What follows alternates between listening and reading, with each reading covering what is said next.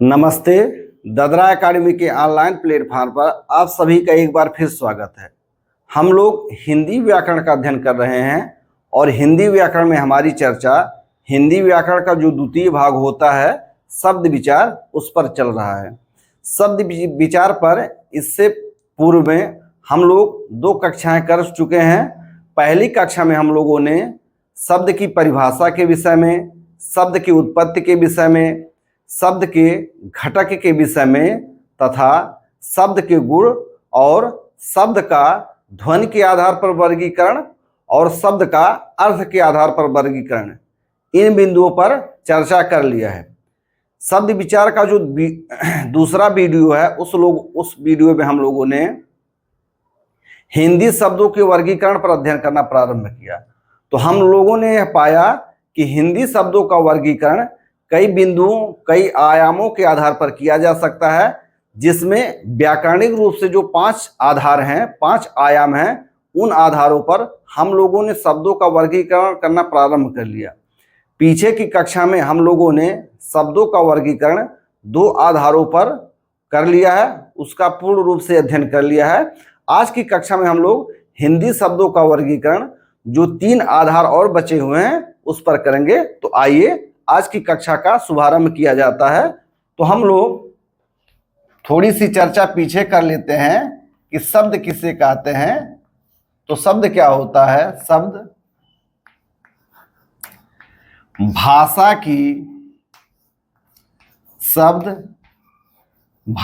की लघुतम, सार्थक व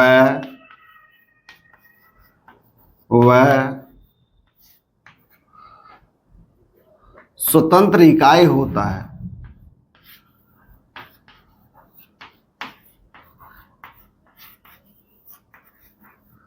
शब्द क्या होता है? शब्द भाषा की लघुतम, सार्थक व स्वतंत्र इकाई होता है। यहाँ पर एक और टर्म आता है, पद आता है शब्दांश, तो उसके विषय में भी समझ लेते हैं।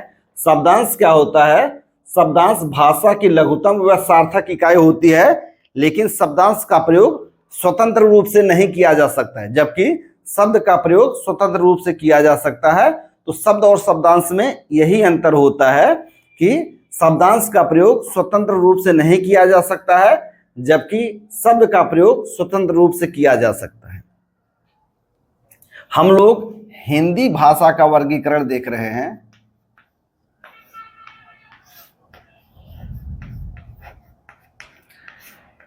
हिंदी भाषा का वर्गीकरण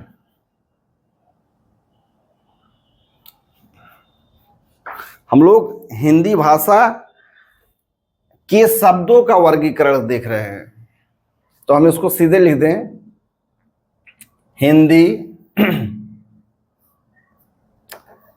हिंदी भाषा के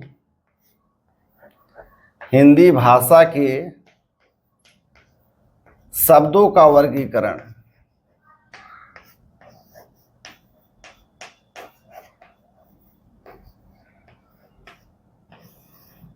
हिंदी भाषा के शब्दों का वर्गीकरण देख रहे हैं। तो हम लोग जानते हैं कि कोई भी भाषा सार्थक शब्दों से मिलकर बनी होती है, और एक जीवित भाषा में, अर्थात एक ऐसी भाषा जो प्रचलन में है, उसमें जितने अधिक शब्द होते हैं वह भाषा उतनी ही समृद्ध मानी जाती है। ऐसा माना जाता है कि हिंदी भाषा में 1.5 लाख के लगभग शब्द हैं जो वर्तमान समय में प्रचलन में हैं। अब इतने शब्दों को अर्थ के साथ अच्छे तरह से जानना हमारे लिए एक चुनौती का कार्य है। इसलिए क्या किया जाता है कि जो शब्द होते हैं उनका भिन्न भिन्न आधारों पर वर्गीकरण कर लिया जाता है, और जो भी जिस क्षेत्र में है, जैसे कोई अपढ़ व्यक्ति है या अनपढ़ व्यक्ति कह सकते हैं, वह है, तो उसका जो भाषा कोश होता है, उसके जो शब्द समूह होते हैं, यानी उनके पास जो शब्द होता है वह कम होता है। उसकी अपेक्षा जो शिक्षित व्यक्ति होता है या जिसका भाषा कौशल बेहतर होता है, उसके पास काफी अधिक शब्द होते हैं। तो हिंदी में ऐसा माना जाता है कि लगभग 1.5 लाख शब्द हैं। अब उन शब्दों को सही सही समझना, जानना, उनके अर्थ को जानना बिना वर्गीकरण के संभव नहीं हो पाता है। तो इसीलिए हम लोग क्या करते हैं कि शब्दों का वर्गीकरण कर लेते हैं। तो हम लोगों ने पीछे की कक्षा में देखा कि हिंदी भाषा के शब्दों का वर्गीकरण जो है वह 5 आधारों पर किया जा सकता है। हालांकि इसके तो कई आधार हैं, लेकिन यहाँ चर्चा केवल उन आधारों पर करी जाएगी जो व्याकरणिक दृष्टि से, जो व्याकरण की दृष्टि से महत्वपूर्ण है। तो पहला क्या था? उत्पत्ति, उद्गम, उत्पत्ति उद्गम, भाषा स्रोत या शब्द स्रोत कह सकते हैं। उत्पत्ति, उद्गम, भाषा स्रोत, इतिहास, आबलिक, प्रकृति के आधार पर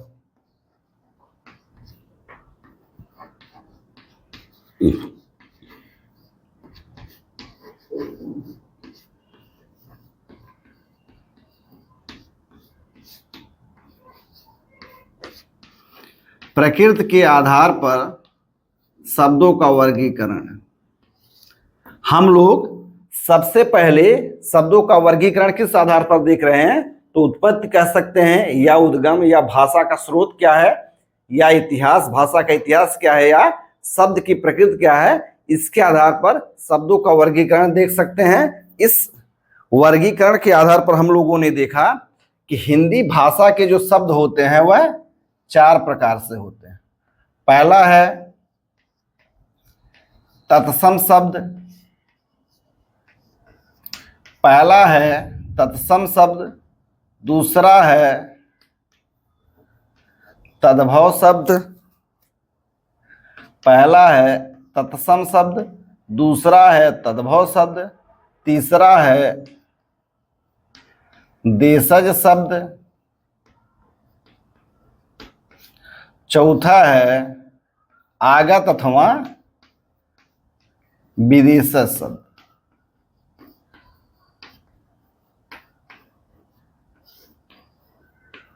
आगत अथवा विदेशज शब्द।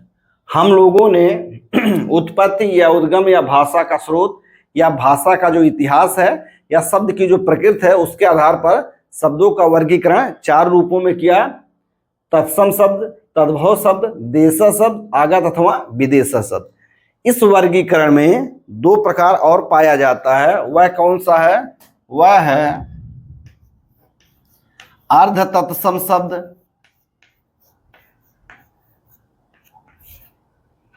अर्ध तत्सम शब्द, और उसके साथ साथ है संकर शब्द।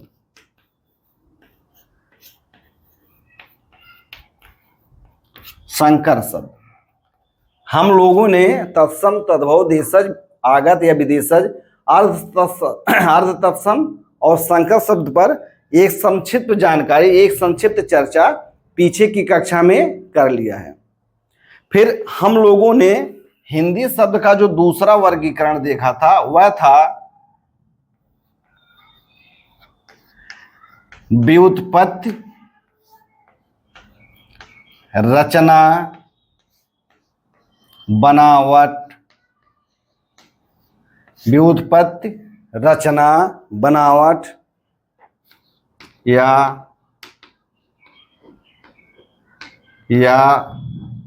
संरचना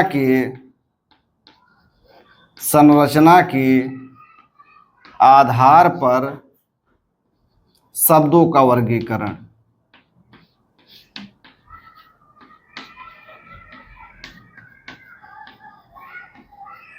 हम लोगों ने जो हिंदी शब्दों का वर्गीकरण देखा उसका द्वितीय आधार क्या था? व्युत्पत्ति था, रचना, बनावट या संरचना के आधार पर हम लोगों ने जो शब्दों का वर्गीकरण किया उसमें देखा कि इस आधार पर शब्द 2 प्रकार के होते हैं। पहला आधार है या पहला भेद है इसका मूल शब्द, दूसरा भेद है यौगिक अथवा कह सकते हैं व्युत्पन्न शब्द। पहला क्या है? मूल शब्द, दूसरा है यौगिक अथवा व्युत्पन्न शब्द। हम लोगों ने इस चर्चा को और आगे बढ़ाया तो देखा कि मूल शब्द भी दो प्रकार के होते हैं। पहला था सामान्य मूल शब्द।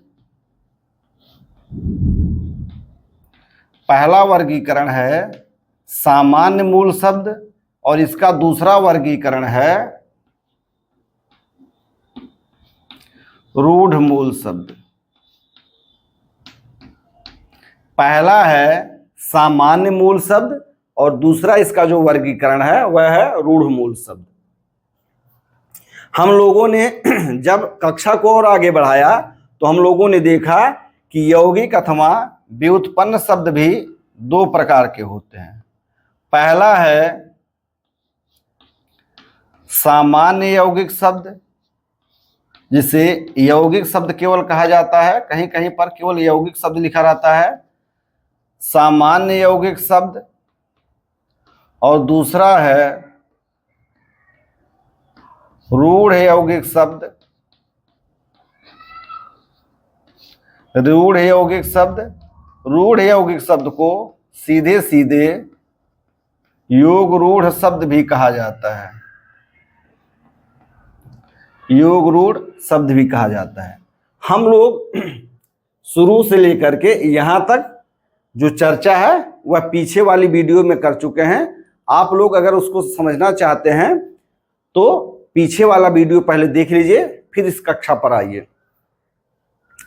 अब हम लोग हिंदी भाषा के शब्दों का जो वर्गीकरण है उसका जो तीसरा आधार है उस आधार पर देख लेते हैं। तो तीसरा आधार क्या है? तीसरा आधार है रूप परिवर्तन, कह सकते हैं रूपांतरण। रूप परिवर्तन, रूपांतरण, विकार, कह सकते हैं व्याकरणिक प्रयोग, यानी व्याकरण में जब इसका प्रयोग किया जाता है उस आधार पर, या कह सकते हैं व्याकरणिक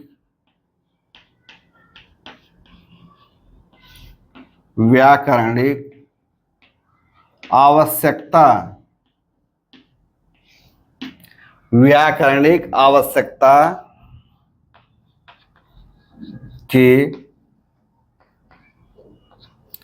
के आधार पर शब्दों का वर्गीकरण।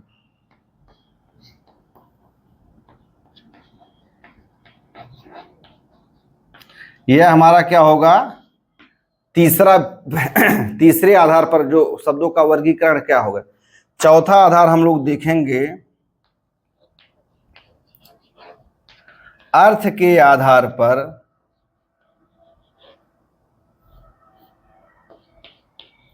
अर्थ के आधार पर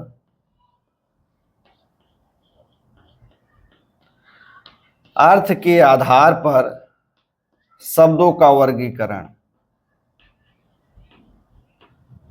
और इसका जो पांचवा प्रकार होगा वह होगा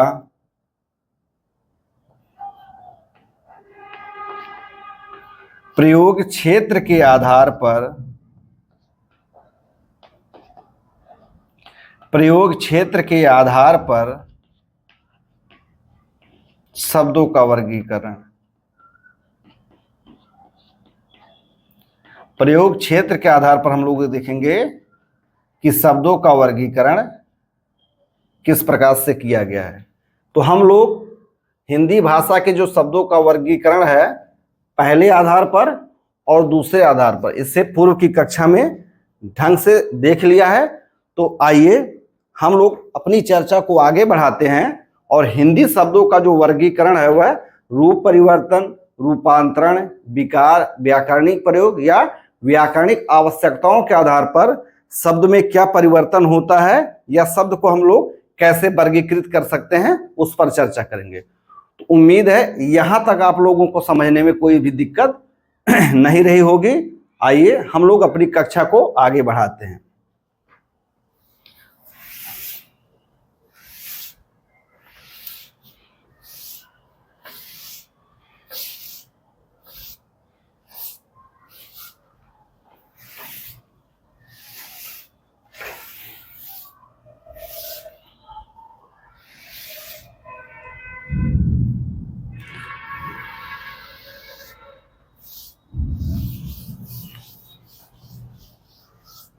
आइए हम लोग हिंदी भाषा के शब्दों के वर्गीकरण का जो तीसरा आधार है वह क्या है? रूप परिवर्तन,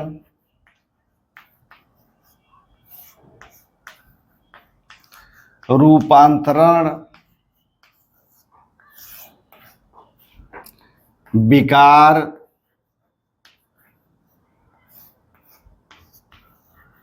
व्याकरणिक परिवर्तन,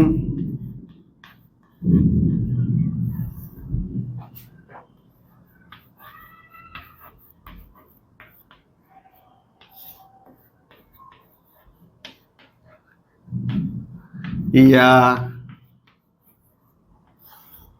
व्याकरणिक प्रयोग के आधार पर शब्दों का वर्गीकरण। व्याकरणिक, चलिए लिख ले।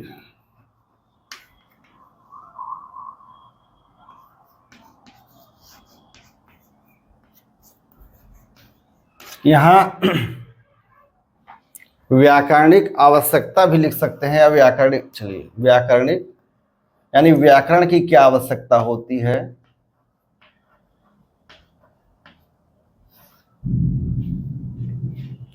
शब्दों का वर्गीकरण हम लोग देख रहे हैं।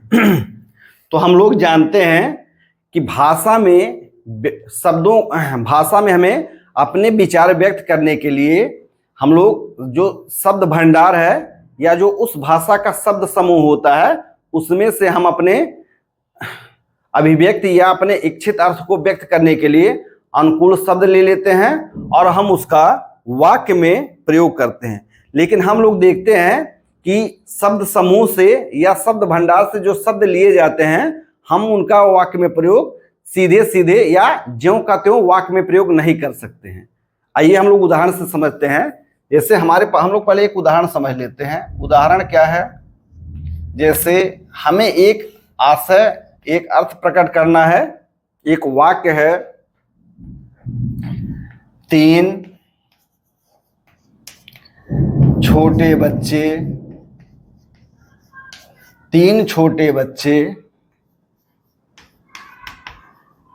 मैदान में खेल रहे हैं। हमें मान लीजिए एक वाक्य बनाना है या भाषा के रूप में हमें कहना है कि 3 छोटे बच्चे मैदान में खेल रहे हैं। अब शब्द समूह में हम लोग कौन सा शब्द चुनेंगे? तो हमारे पास है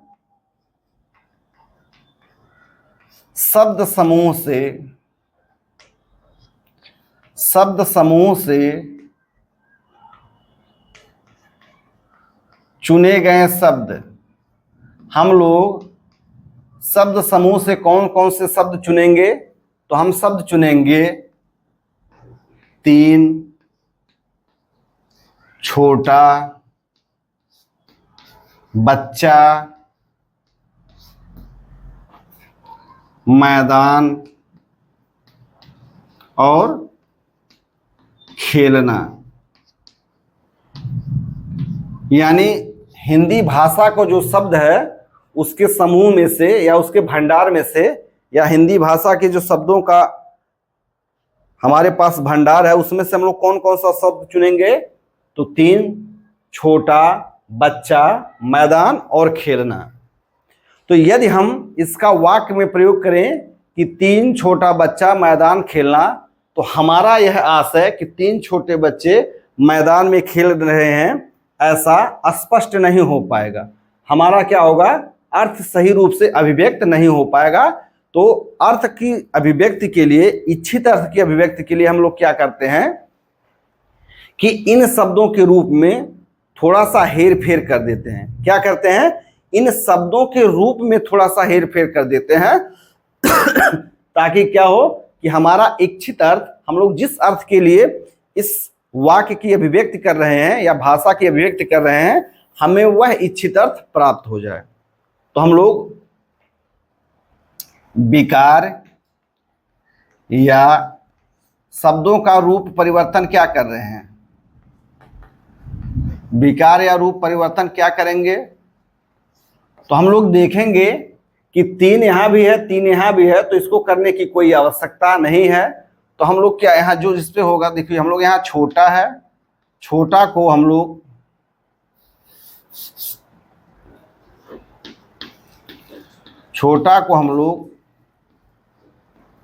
छोटे में परिवर्तित कर लेंगे, यानी थोड़ा सा विकार कर देंगे। बच्चा को हम लोग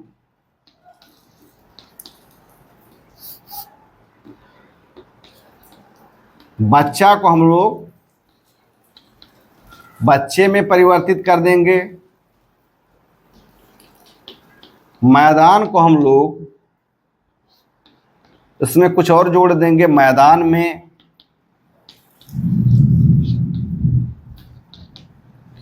खेलना को हम लोग परिवर्तित करके क्या लिख देंगे?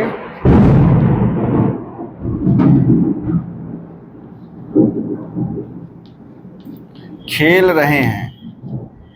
अर्थात हम लोग अपने इच्छित अर्थ की अभिव्यक्ति के लिए या अपने इच्छित अर्थ को प्राप्ति के लिए क्या करते हैं कि इन शब्दों के रूप में थोड़ा सा हेर फेर कर देते हैं। शब्दों के अर्थ में क्या करते हैं? थोड़ा सा हेर फेर कर देते हैं। इस प्रकार शब्दों में कुछ हेर फेर करना या शब्दों के रूप में कुछ रूपांतरण करना या शब्दों के रूप में कुछ जो परिवर्तन किया जाता है, उसी क्रिया को रूपांतर कहते हैं, विकार कहते हैं, रूप परिवर्तन कहते हैं, या अपनी व्याकरणिक आवश्यकता के आधार के अनुसार करते हैं या व्याकरण में प्रयोग के आधार पर करते हैं। इसे क्या कहते हैं? इसे ही शब्दों का रूपांतरण या शब्द विकार कह लेते हैं। ठीक है, उम्मीद है यहां तक समझ में आ गई होगी बात। तो इस प्रकार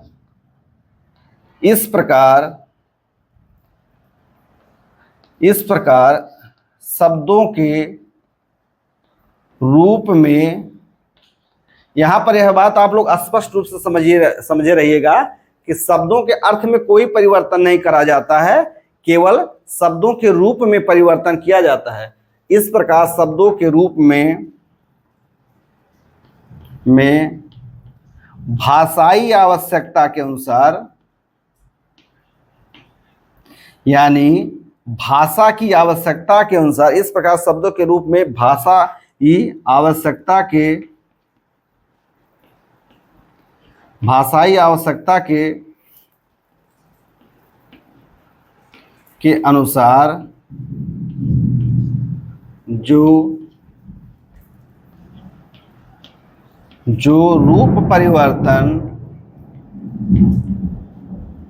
जो रूप परिवर्तन किया जाता है, उसे विकार कहते हैं। उससे क्या कहते हैं? रूपांतरण, रूप परिवर्तन अथवा विकार कहते हैं। हम लोग जानते हैं कि यहाँ पे भी देख लीजिए, हालांकि 3 में भी विकार होता है, लेकिन यहाँ पर 3 में कोई परिवर्तन नहीं किया गया है। तो हिंदी भाषा में बहुत सारे ऐसे शब्द हैं जिनका कभी भी रूप परिवर्तन या रूपांतरण करने की आवश्यकता नहीं होती है, वह वैसे ही अर्थ देने में सक्षम रहते हैं। तो इस प्रकार शब्दों के भाषाई आवश्यकता के अनुसार जो रूप परिवर्तन किया जाता है उसे विकार कहते हैं।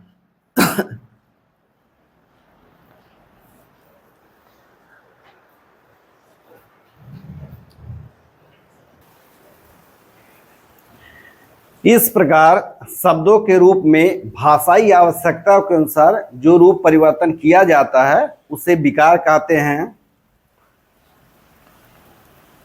शब्दों का वर्गीकरण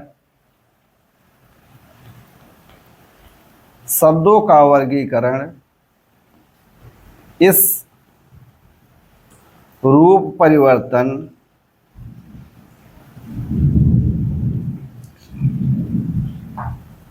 शब्दों का वर्गीकरण इस रूप परिवर्तन अथवा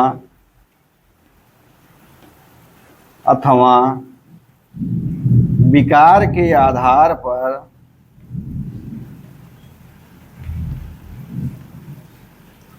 शब्दों का वर्गीकरण इस रूप परिवर्तन अथवा विकार के आधार पर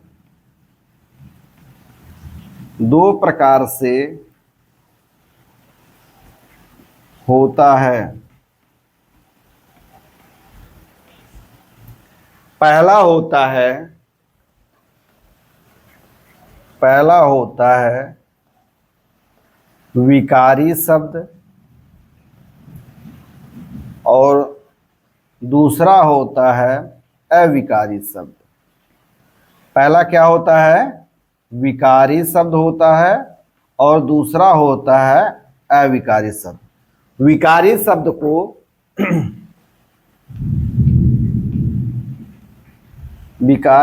को सव्यय शब्द भी कहा जाता है, सव्यय, और अविकारी शब्द को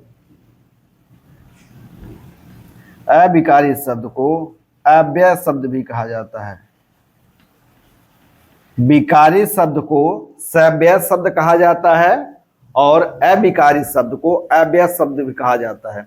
सव्यय दो शब्द शब्दांशों से मिलकर बना है।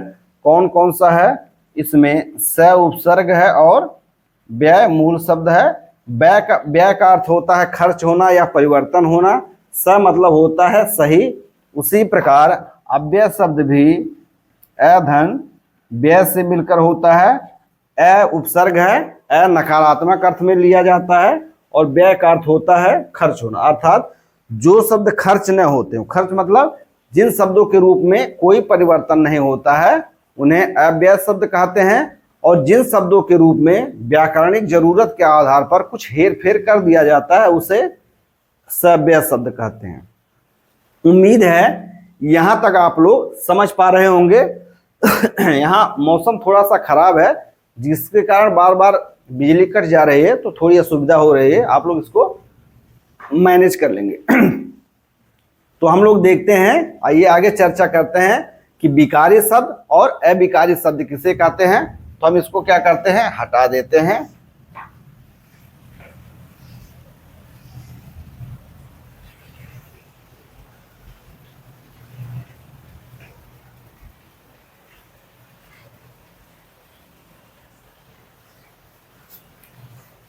तो हम लोगों ने देखा कि विकार के आधार पर, रूप परिवर्तन के आधार पर या व्याकरणिक आवश्यकताओं के आधार पर शब्द कितने प्रकार के होते हैं। तो शब्द दो प्रकार के होते हैं। पहला है विकारी शब्द या सव्यय शब्द, दूसरा प्रकार है अविकारी शब्द अथवा अव्यय शब्द। तो हम लोग सबसे पहले विकारी शब्द पर चर्चा कर लेते हैं। विकारी शब्द अथवा सव्यय शब्द।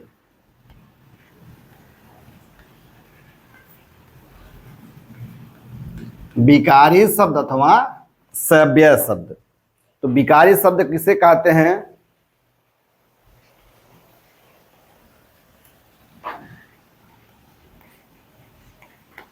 जिन मूल शब्दों का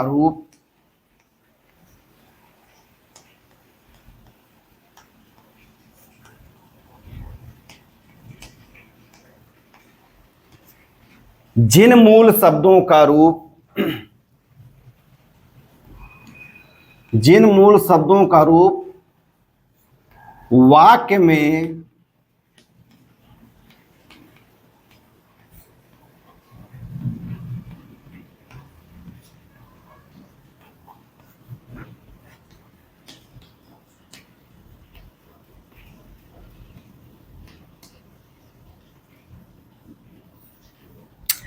जिन मूल शब्दों का रूप वाक्य में प्रयोग करने की आवश्यकता अनुसार, यानी यदि वाक्य में प्रयोग करने पर उनकी आवश्यकता हो, ऐसा नहीं है कि विकारी शब्द हैं तो उनका वाक्य में प्रयोग करने पर कोई आवश्यकता नहीं है तो भी विकार कर देंगे। शब्दों में विकार कब करेंगे कि वाक्य में प्रयोग करने की जो आवश्यकता होगी तभी वो वाक्य में उसका विकार करेंगे, अन्यथा ऐसा नहीं है कि विकारी शब्द है तो बिना आवश्यकता के उसके रूप में विकार कर देंगे। तो विकारी शब्द क्या है कि जिन मूल शब्दों का रूप वाक्य प्रयोग की आवश्यकता अनुसार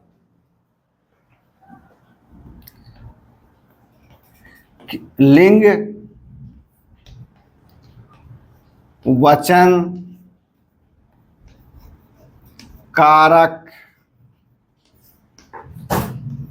काल अथवा जिन मूल शब्दों का रूप वाक्य में प्रयोग करने की आवश्यकता अनुसार लिंग, वचन, कारक, काल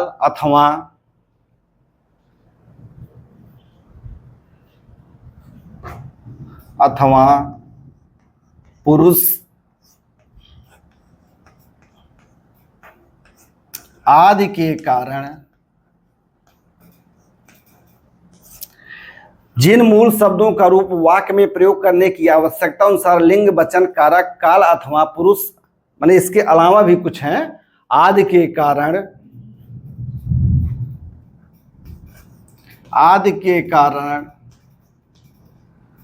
परिवर्तित हो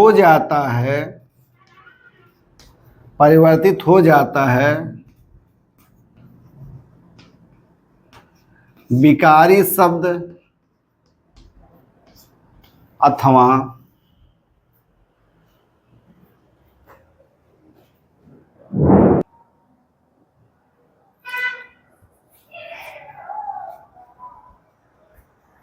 हम लोग विकारी शब्द पर चर्चा कर रहे हैं। तो विकारी शब्द किसे कहते हैं? तो जिन मूल शब्दों का रूप वाक्य में प्रयोग करने की आवश्यकता अनुसार लिंग, वचन, कारक, काल अथवा पुरुष आदि के कारण परिवर्तित हो जाता है विकारी शब्द अथवा सव्य शब्द कहे जाते हैं।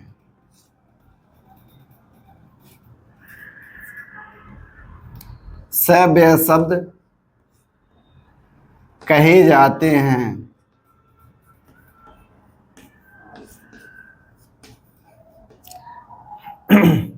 विकारी शब्द क्या होता है कि जिन मूल शब्दों का रूप वाक्य में प्रयोग करने की आवश्यकता अनुसार, अर्थात शब्द के रूप में प्रयोग कब, शब्द के रूप में परिवर्तन या विकार कब करते हैं कि जब वाक्य में प्रयोग करने की आवश्यकता होगी तभी करते हैं। ऐसा नहीं है कि विकारी शब्द है और उसको हम वाक्य में प्रयोग करने की कोई आवश्यकता न हो या वाक्य में उसको परिवर्तित करने की कोई जरूरत न हो तभी हम कर दें। यानी जब जरूरत रहेगी, आवश्यकता रहेगी तभी करेंगे।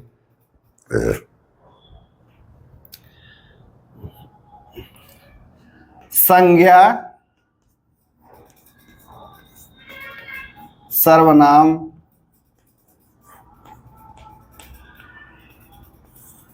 संज्ञा, सर्वनाम, विशेषण तथा संज्ञा, सर्वनाम, विशेषण तथा क्रिया के शब्द, संज्ञा, सर्वनाम, विशेषण तथा क्रिया के शब्द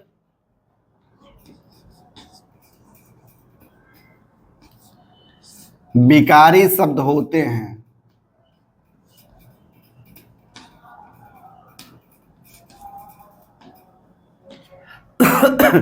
विकारी शब्द किसे कहते हैं कि जिन मूल शब्दों का रूप वाक्य में प्रयोग करने की आवश्यकता अनुसार लिंग, वचन, कारक, काल अथवा पुरुष आदि के कारण परिवर्तित हो जाता है विकारी शब्द अथवा सव्य शब्द कहे जाते हैं। जैसे संज्ञा है, सर्वनाम है, विशेषण तथा क्रिया के शब्द विकारी शब्द होते हैं। यहां पर एक बात आप लोग और लिख लीजिए, वो भी ठीक रहेगा।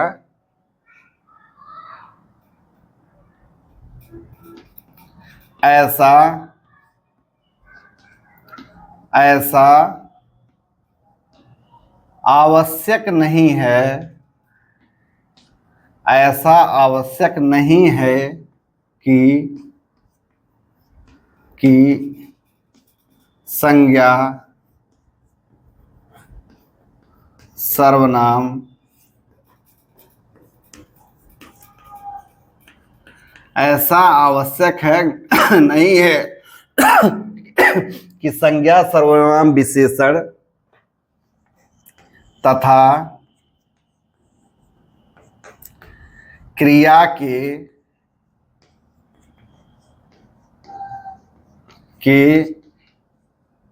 सभी शब्द विकारी हों।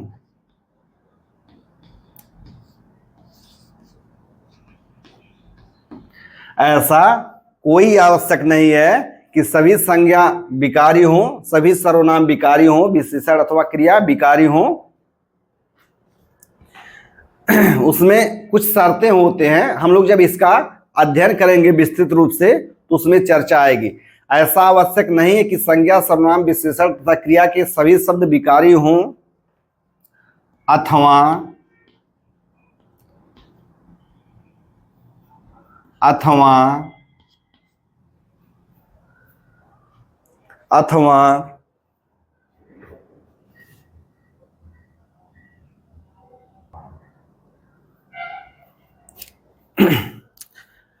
हम लोग रूप परिवर्तन के आधार पर शब्दों का वर्गीकरण कर रहे हैं। तो हमने देखा कि रूप परिवर्तन के आधार पर शब्द दो प्रकार के होते हैं। पहला है विकारी शब्द अथवा सव्यय शब्द और दूसरा है अविकारी शब्द अथवा अव्यय शब्द। तो विकारी शब्द अथवा सव्यय शब्द किसे कहते हैं? तो जिन मूल शब्दों का रूप वाक्य में प्रयोग करने की आवश्यकता अनुसार, यहाँ इस बात पर ध्यान रखिएगा कि इन शब्दों का रूप वाक्य में यदि उसकी आवश्यकता रहेगी तभी परिवर्तित होता है, अन्यथा नहीं। लिंग, वचन, कारक, काल अथवा पुरुष आदि के कारण परिवर्तित हो जाता है। विकारी शब्द अथवा सव्यय शब्द कहे जाते हैं। संज्ञा, सर्वनाम, विशेषण तथा क्रिया के शब्द विकारी शब्द होते हैं। यहां तक समझने में कोई संशय नहीं होगा। फिर है ऐसा आवश्यक नहीं है कि संज्ञा, सर्वनाम, विशेषण तथा क्रिया के सभी शब्द विकारी हों। अथवा नहीं, यहां तथा हम लोग लिख लेते हैं। इसकी चर्चा हम लोग जब इस प्रकरण पर आएंगे तब देखेंगे। तथा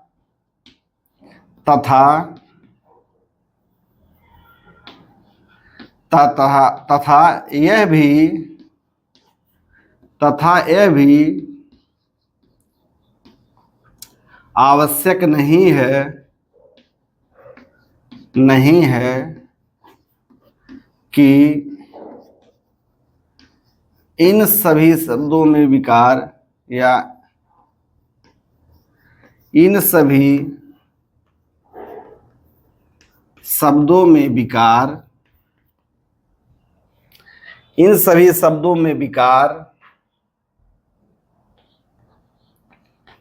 लिंग,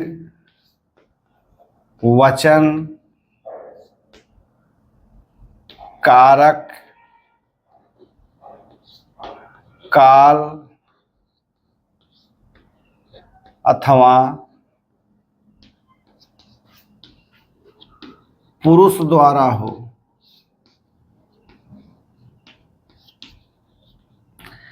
यहां पर क्या कहा जा रहा है? कहा जा रहा है कि यह भी आवश्यक नहीं कि इन सभी शब्दों में विकार जो होता है, इन सभी शब्दों में विकार अथवा पुरुष सभी के द्वारा हो, सभी के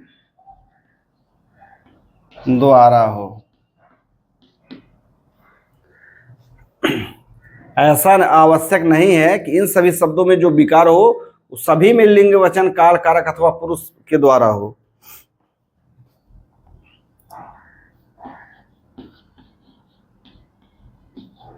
विकारी शब्दों में विकार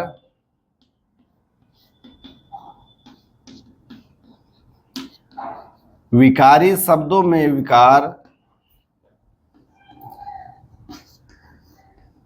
विकार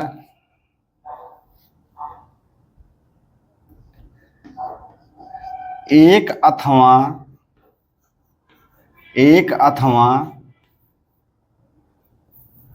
विकारी शब्दों में जो है विकार होता है वह एक अथवा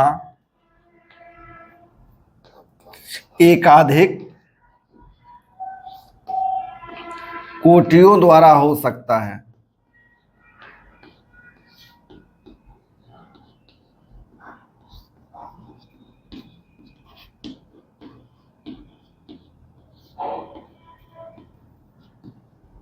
इसको समझ लेते हैं क्या क्या होता है कि जिन मूल शब्दों का रूप वाक्य में प्रयोग करने की आवश्यकता अनुसार लिंग, वचन, कारक, काल अथवा पुरुष आदि के द्वारा के कारण परिवर्तित हो जाता है, विकारी अथवा श्रव्य शब्द कहे जाते हैं। संज्ञा, सर्वनाम, विशेषण तथा क्रिया के शब्द विकारी शब्द होते हैं। ऐसा आवश्यक नहीं है कि संज्ञा, सर्वनाम, विशेषण तथा क्रिया के सभी शब्द विकारी हो, तथा यह भी आवश्यक नहीं है कि इन सभी शब्दों में विकार लिंग, वचन, काल, कारक अथवा पुरुष सभी के द्वारा हो। ऐसा आवश्यक नहीं है कि संज्ञा का जब जो शब्द हो वह लिंग के द्वारा विकार करता हो, वचन के द्वारा विकार करता हो, तो कारक के द्वारा भी करे या काल के द्वारा भी करे या पुरुष के द्वारा भी करे। कहने का मतलब यही है कि इन जो सभी शब्दों में विकार होता है वह क्या होता है कि सभी के द्वारा होना आवश्यक नहीं है। यदि एक के साथ, एक के द्वारा या एक से अधिक के द्वारा भी हो जाता है तो उसको क्या कहते हैं, विकारी शब्द कहते हैं।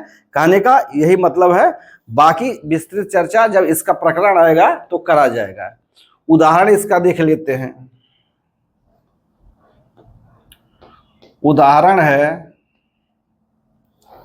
जैसे लड़का था लिखा हुआ है और वाक्य में प्रयोग करने की जरूरत है हमको, तो हम उसको लड़के कर दिए। तो क्या हुआ, यहाँ लड़का एक वचन है, लड़के बहुवचन हो जाते हैं।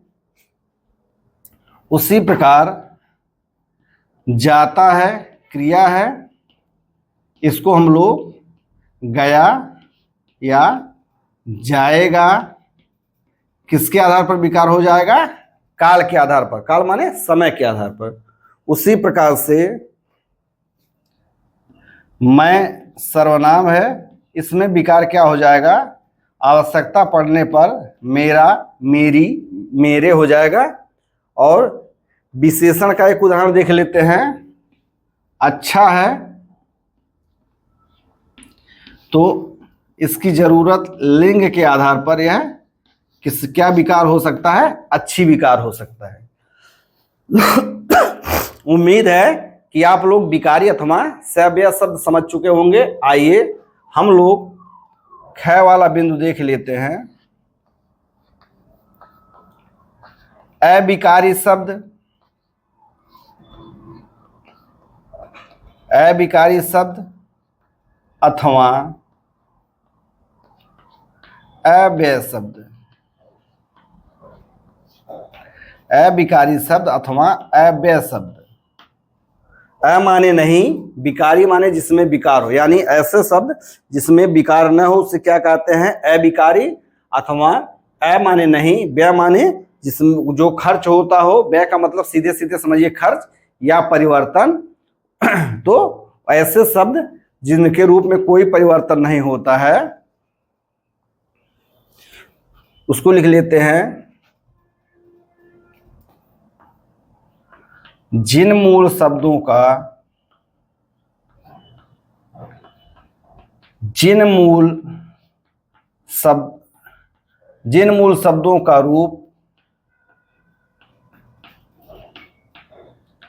रूप वाक्य में, जिन मूल शब्दों का रूप वाक्य में, जिन मूल शब्दों का रूप वाक्य में प्रयोग करने पर भी सदैव, जिन मूल शब्दों का रूप वाक्य में प्रयोग करने पर भी सदैव अपरिवर्तित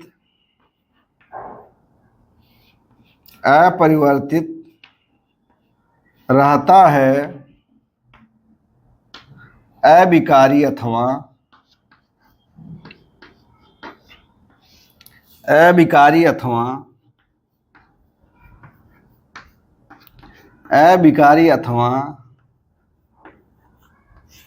अव्यय शब्द, अविकारी अथवा अव्यय शब्द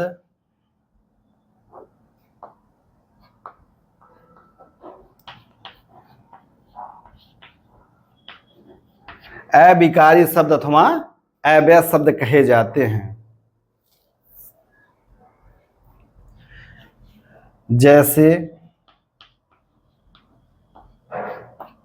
जैसे शब्द है किंतु, परंतु,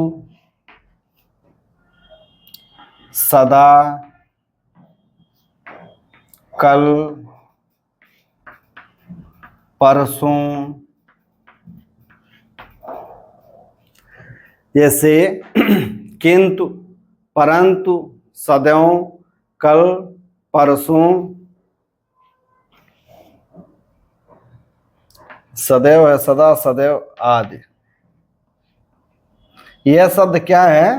इन शब्दों का हम लोग जब वाक्य में प्रयोग करते हैं तो भी इनमें कोई भी विकार या कोई भी परिवर्तन नहीं होता है। तो इनको हम लोग समझेंगे कैसे? तो वाक्य में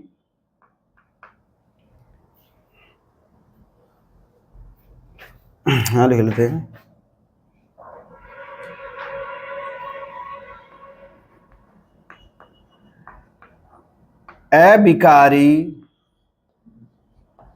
अविकारी शब्द के 4 भेद होते हैं। अविकारी शब्द के कितने भेद होते हैं? 4 भेद होते हैं। और विकारी शब्द के कितने भेद होते हैं? तो उसके भी 4 होते हैं। कौन कौन से? संज्ञा, सर्वनाम, विशेषण और क्रिया। अविकारी शब्द के 4 भेद होते हैं। वाक्य में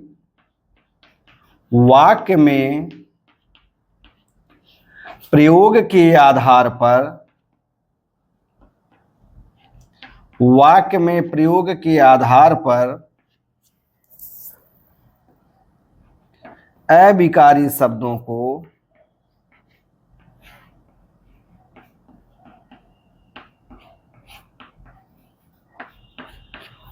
वाक्य में प्रयोग के आधार पर अविकारी शब्दों को क्रिया विशेषण,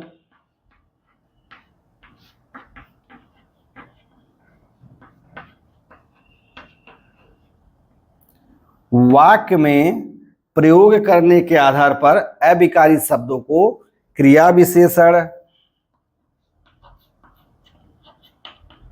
संबंध बोधक,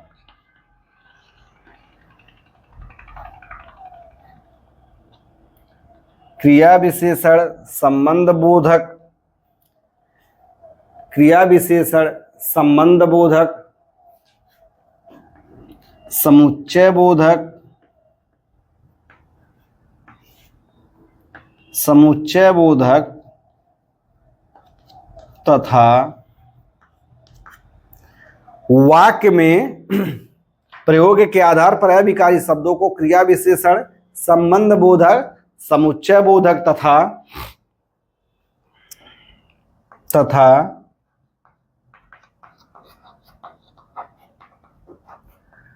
विस्मया बोधक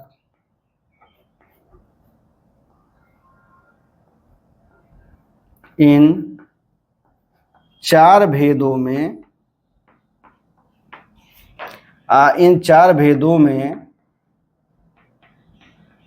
बांटा गया है। इन कितने भेदों में बांटा गया है? 4 भेदों में बांटा गया है। तो हम लोगों ने क्या देखा कि हम लोगों ने हिंदी शब्दों का जो वर्गीकरण है उसका जो तृतीय भाग देखा कि शब्द रूपांतरण के आधार पर, विकार के आधार पर, व्याकरणिक प्रयोग के आधार पर, रूप परिवर्तन के आधार पर कितने भाग हुए? 2 भेद हुए। कितने भेद हुए? 2, विकारी और अविकारी। और हमने उनके विषय में एक संक्षिप्त चर्चा करी। अब आइए हम लोग हिंदी शब्दों का जो वर्गीकरण है उसको किसी अन्य आधार पर बांट कर देखते हैं। तो उम्मीद है कि आप लोग इसको समझ पा रहे होंगे। आइए आगे की कक्षा को भी इसी प्रकार से हम लोग तन्मयता पूर्वक पढ़ते हैं।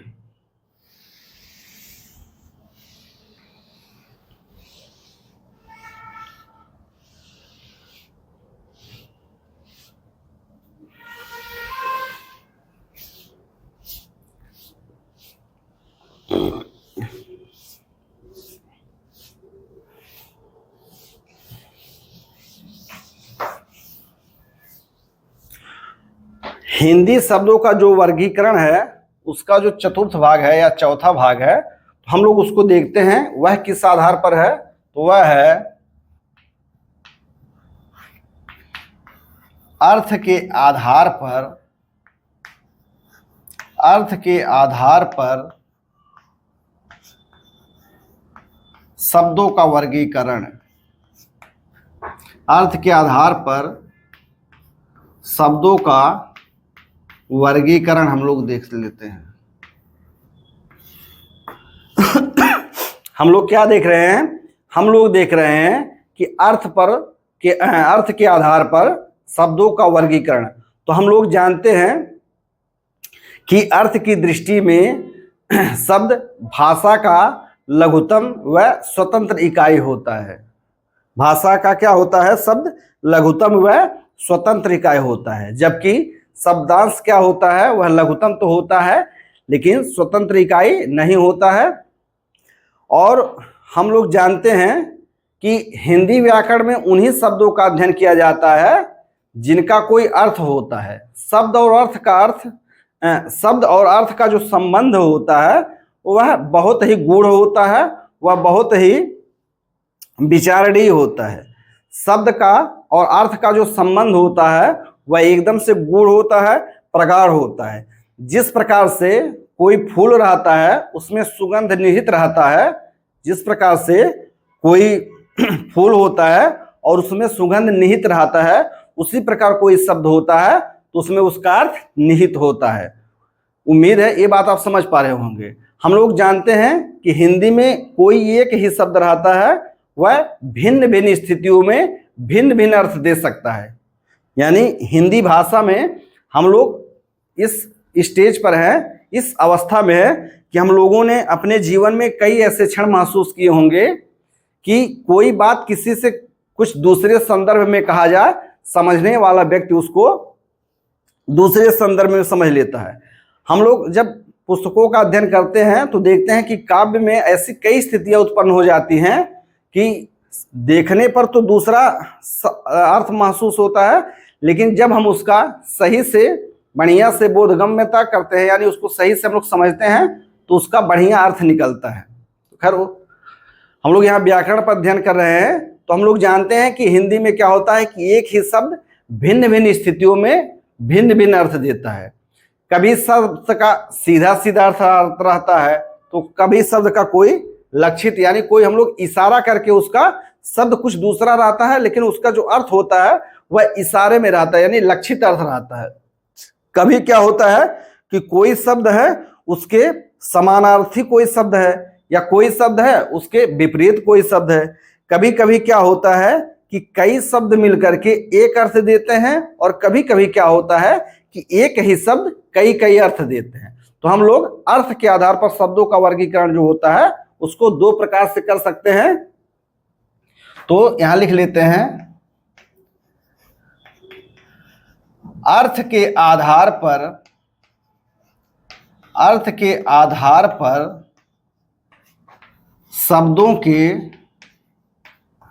अर्थ के आधार पर शब्दों के दो भेद होते हैं। अर्थ के आधार पर क्या होता है? शब्दों के दो भेद होते हैं। कौन कौन सा है? तो हम लोग पहला क्या देख लेते हैं। अर्थ के आधार पर शब्दों के दो भेद होते हैं। कौन कौन सा है? पहला है अर्थ लक्ष्य के आधार पर, अर्थ लक्ष्य के आधार पर शब्द के भेद।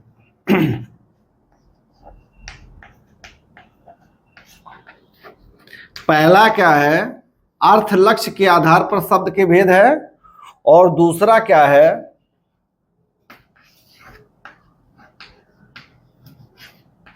अर्थ की विविधता के आधार पर शब्द का भेद। अर्थ की विविधता के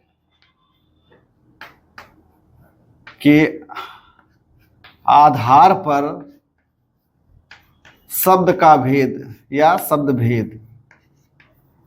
यानी अर्थ के आधार पर शब्दों के दो भेद किए जाते हैं। पहला क्या है, अर्थ लक्ष्य के आधार पर शब्द का भेद, और दूसरा है अर्थ की विविधता के आधार पर शब्द का भेद। तो हम लोग आइए सबसे पहले चर्चा करते हैं अर्थ लक्ष्य के आधार पर अर्थ लक्ष्य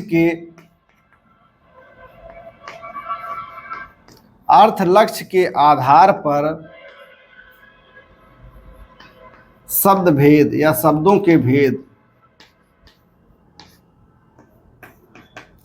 अर्थ लक्ष्य के आधार पर शब्दों के भेद। तो हम लोग देख लेते हैं अर्थ लक्ष्य के आधार पर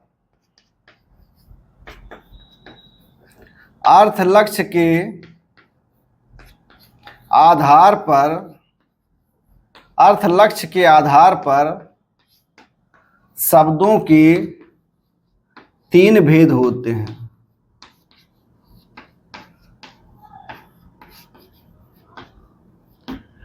अर्थ लक्ष्य के आधार पर शब्दों के तीन भेद होते हैं। कौन कौन से हैं? वाचक शब्द, लक्षक शब्द और व्यंजक शब्द।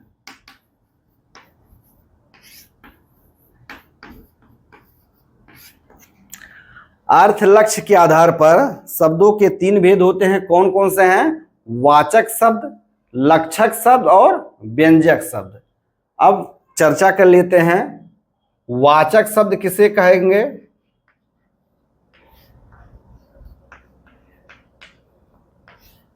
वाचक शब्द क्या क्या होते हैं?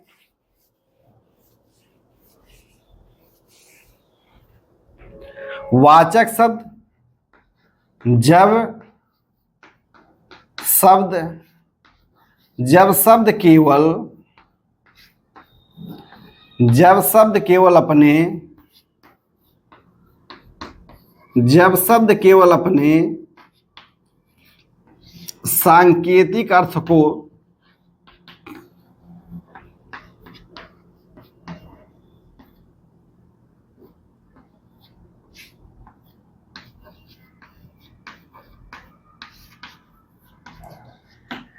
जब शब्द केवल अपने सांकेतिक अर्थ को प्रकट करता है, वाचक शब्द कहा जाता है।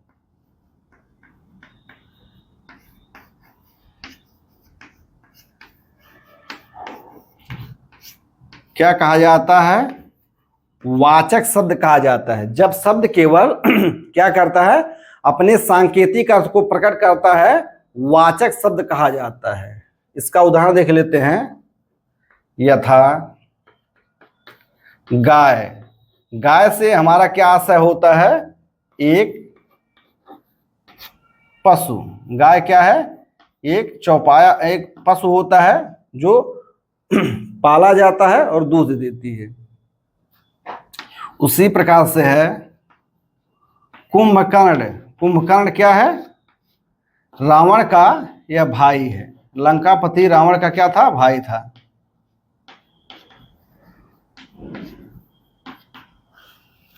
हरिश्चंद्र है,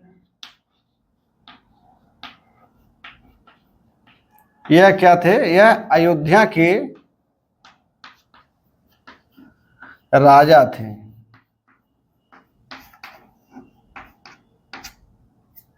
यह क्या हुआ? यह इसका वाचक शब्द हुआ। गाय से हमें क्या आशय मिलता है? एक पशु है जो पाली जाती है और दूध देती है। कुंभकर्ण क्या है? कुंभकर्ण हमारे पौराणिक कथाओं में आता है कि कुंभकर्ण एक राक्षस था जो राजा रावण का भाई था। हरिश्चंद्र क्या है? हरिश्चंद्र एक सत्यवादी राजा थे जिनका शासन अयोध्या में माना जाता है। यह क्या हो गया? वाचक शब्द हो गया। अब हम लोग देखते हैं लक्षक शब्द क्या होता है। वाचक शब्द हो गया। उम्मीद है वाचक शब्द आप लोग समझ पा रहे होंगे कि शब्द क्या करता है? अपने सांकेतिक अर्थ को, यानी वह अपने जो जिसके लिए रूढ़ है उसके वह उसी अर्थ को वह क्या करता है? संकेत करता है। लक्षक अर्थ क्या है? कि जब शब्द अपने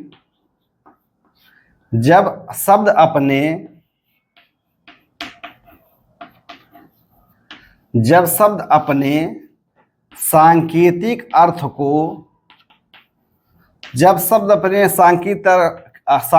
अर्थ को प्रकट न करके, जब शब्द क्या करता है कि अपने सांकेतिक अर्थ को प्रकट न करते के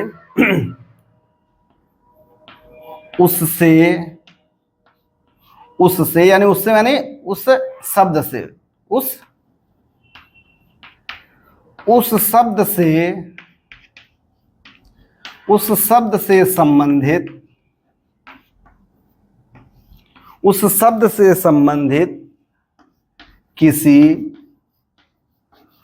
शब्द से संबंधित किसी विशेष गुण या दोष को जब शब्द अपने सांकेतिक अर्थ को प्रकट न करके उस शब्द से संबंधित किसी विशेष गुण या दोष को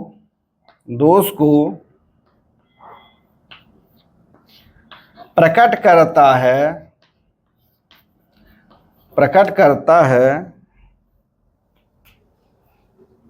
जब शब्द अपने सांकेतिक अर्थ को प्रकट न करके उस शब्द से, यानी जो शब्द है उससे संबंधित किसी विशेष गुण या दोष को प्रकट करता है, तो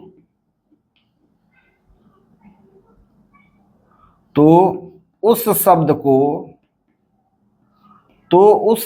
को लक्षक शब्द कहते हैं।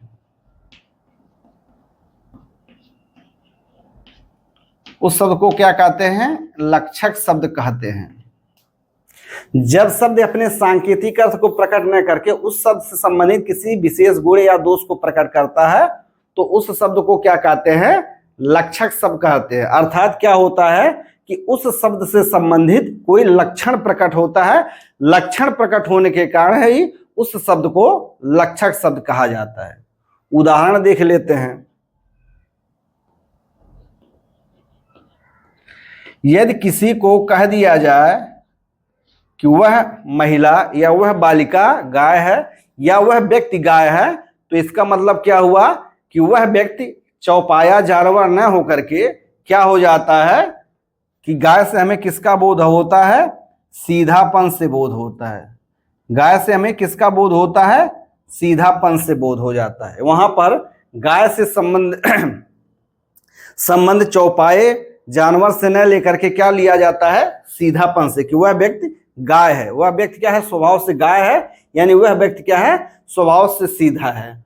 उसी प्रकार से किसी को कह दिया जाए कि मोहन तो कुंभकर्ण है, इसका मतलब क्या हुआ कि मोहन कुंभकर्ण नहीं हो गया, बल्कि मोहन क्या हुआ कि मोहन खा पी करके सोने वाला व्यक्ति है। क्या है? कि खाकर सोने वाला व्यक्ति, यानी अत्यधिक सोने वाले व्यक्ति को अत्यधिक सोने वाले व्यक्ति को क्या कहा जाता है?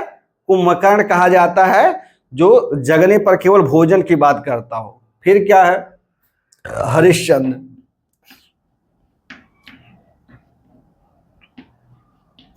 यदि किसी को कहा जाए कि राजन इस युग का हरिश्चंद्र है, या तुम बहुत बड़े हरिश्चंद्र बन रहे हो, इसका मतलब क्या हुआ? हरिश्चंद्र का मतलब क्या हुआ कि वह व्यक्ति सत्यवादी है। वह व्यक्ति क्या है? सत्यवादी है। वह व्यक्ति क्या है? सत्यवादी है। अगर किसी को कहा जाए कि वह तो हरिश्चंद्र है, यानी वह राजा हरिश्चंद्र नहीं हो जा रहा है, बल्कि राजा हरिश्चंद्र का जो एक गुण है, विशेष गुण है सत्यवादिता का, उसकी ओर लक्ष्य किया जा रहा है। तो इसका क्या मतलब हुआ कि हरिश्चंद्र से हम लोग क्या लक्ष्य निकालते हैं? वह हो जाता है सत्यवादिता का। उम्मीद है कि आप लोग वाचक शब्द, लक्षक शब्द को समझ पा रहे होंगे। अब हम लोग आइए अर्थ लक्ष्य के आधार पर जो शब्द भेद होता है उसका तीसरा रूप देख लेते हैं। वह क्या होता है? व्यंजक शब्द। तीसरा क्या होता है? तीसरा होता है व्यंजक शब्द। व्यंजक शब्द किसको कहते हैं?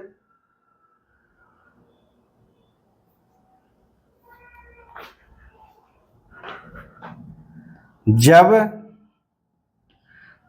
शब्द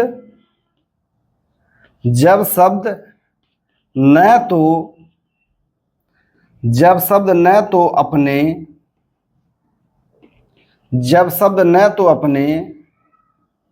सांकेतिक अर्थ,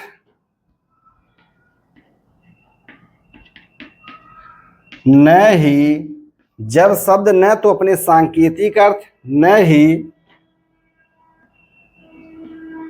न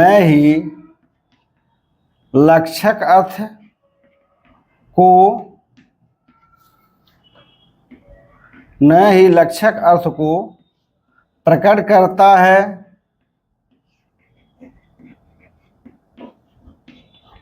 बल्कि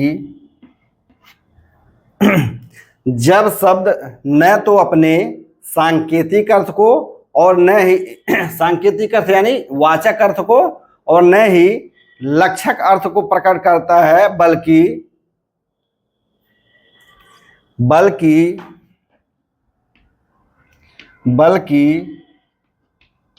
नए नए अर्थ का बोध कराता है,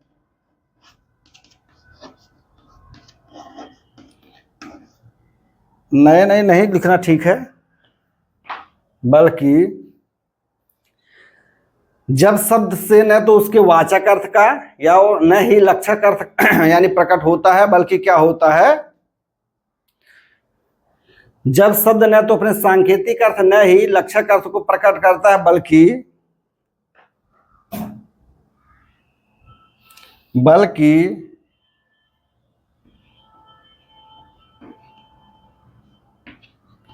भिन्न भिन्न अर्थ का बोध कराता है,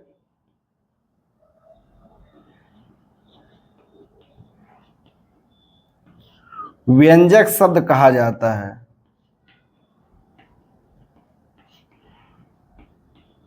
व्यंजक शब्द कहा जाता है। जैसे एक शब्द है कल, अब इसका कितना अर्थ निकलता है? इसका अर्थ निकल सकता है बीता हुआ कल, बीता हुआ। इसका दूसरा अर्थ निकल सकता है आने वाला कल। इसका एक अर्थ निकल सकता है कुछ मशीन का कल पुर्जा है या कल कारखाना है।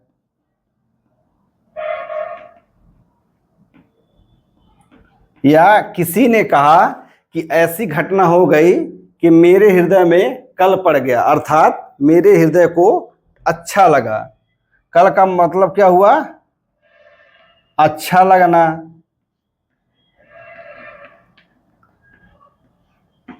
या कलेजे में किसी ने कहा मेरे कलेजे में कल पड़ गया।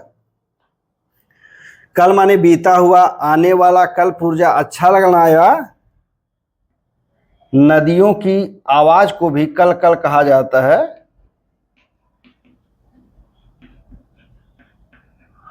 यानी यहाँ क्या होता है व्यंजक अर्थ में कि जितने भी श्रोता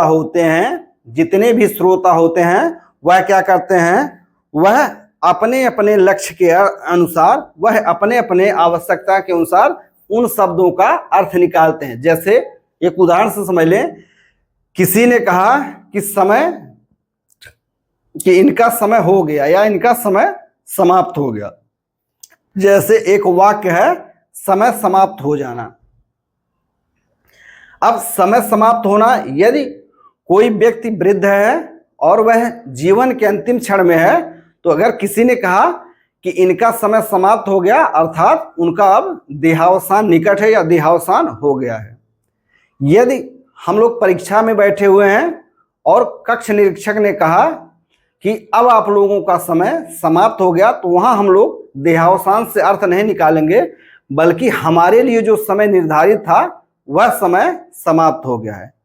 फिर है, मान लीजिए किसी ने कहा कि अब उनका समय समाप्त हो गया, अर्थात यदि किसी का अच्छा समय चल रहा है या किसी का बुरा समय चल रहा है, तो अगर किसी का अच्छा समय चल रहा था और उसका बुरा समय शुरू हो गया, तो कहते हैं कि अब इनका भी समय समाप्त हो गया। या किसी का बुरा समय चल रहा है, तो यदि उसका अच्छा समय आता है तो लोग कहते हैं कि इनका भी समय समाप्त हो गया, इनका बुरा समय या इनका अच्छा समय समाप्त हो गया। तो यही क्या होता है, यही होता है व्यंजक अर्थ है, व्यंजक शब्द या व्यंजक अर्थ। तो उम्मीद है कि अर्थ लक्ष्य के आधार पर आप लोग वाचक शब्द, लक्षक शब्द और व्यंजक शब्द को समझ पा रहे होंगे। हम लोग जब काव्य शास्त्र में अध्ययन करेंगे तो इसका बहुत विस्तृत रूप से अध्ययन करना पड़ेगा, क्योंकि काव्य शास्त्र में इससे कई प्रश्न आते हैं। काव्य शास्त्र में शब्द का जो यह गुण होता है उसको शब्द शक्ति कहा जाता है। तो उम्मीद है कि यहां तक आप लोग समझ पा रहे होंगे। अब आइए हम लोग अर्थ के आधार पर जो शब्द का द्वितीय भाग होता है वह क्या है, अर्थ की विविधता के आधार पर शब्द भेद, उस पर चर्चा कर लेते हैं। तो हम क्या करते हैं, यहां पर से हटा देते हैं।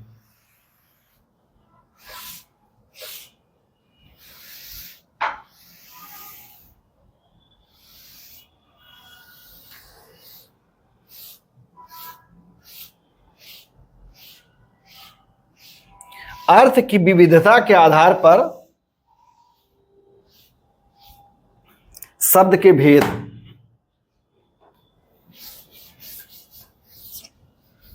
अर्थ के लक्ष्य के आधार पर हम लोगों ने देखा कि शब्द के 3 भेद होते हैं, वाचक शब्द, लक्षक शब्द और व्यंजक शब्द। हम लोग अब देख लेते हैं अर्थ की विविधता के आधार पर। ख भाग क्या है,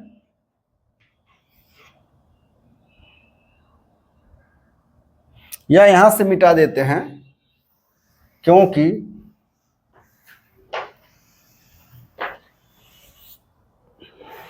चलिए यहां से भी मिटा देते।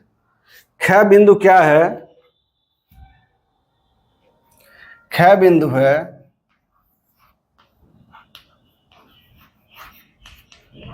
अर्थ की विविधता के आधार पर, अर्थ की विविधता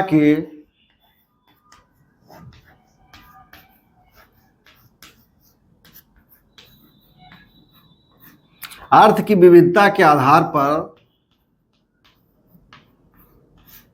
शब्दों का वर्गीकरण या शब्दों का जो भेद है वह क्या है।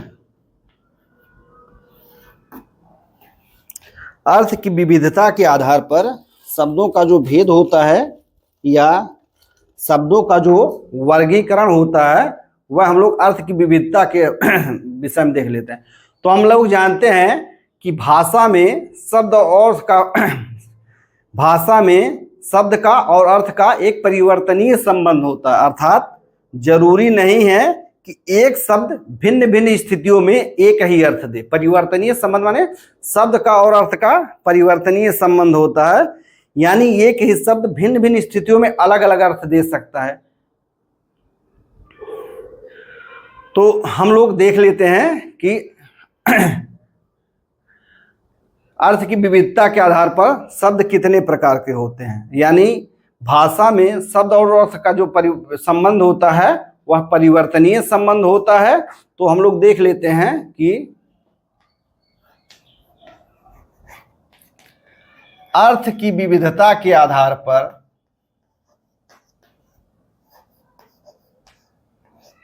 अर्थ की विविधता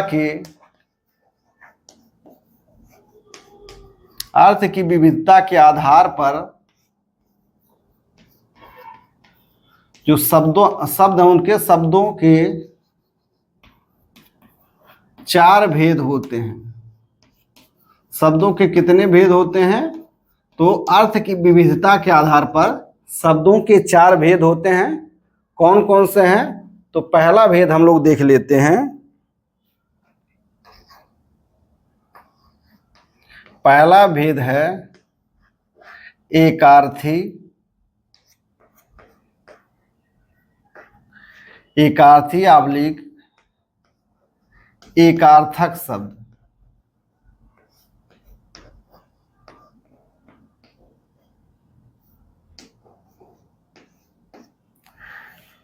अर्थ के आधार पर शब्दों का जो वर्गीकरण होता है, पहला होता है एकार्थी अथवा एकार्थक शब्द। यह क्या होता है?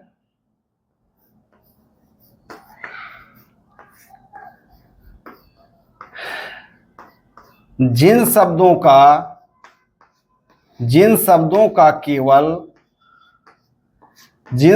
का केवल एक ही अर्थ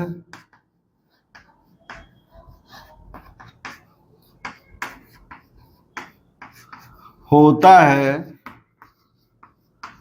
एकार्थक शब्द कहे जाते हैं। एकार्थी अथवा एकार्थक शब्द कहे जाते हैं।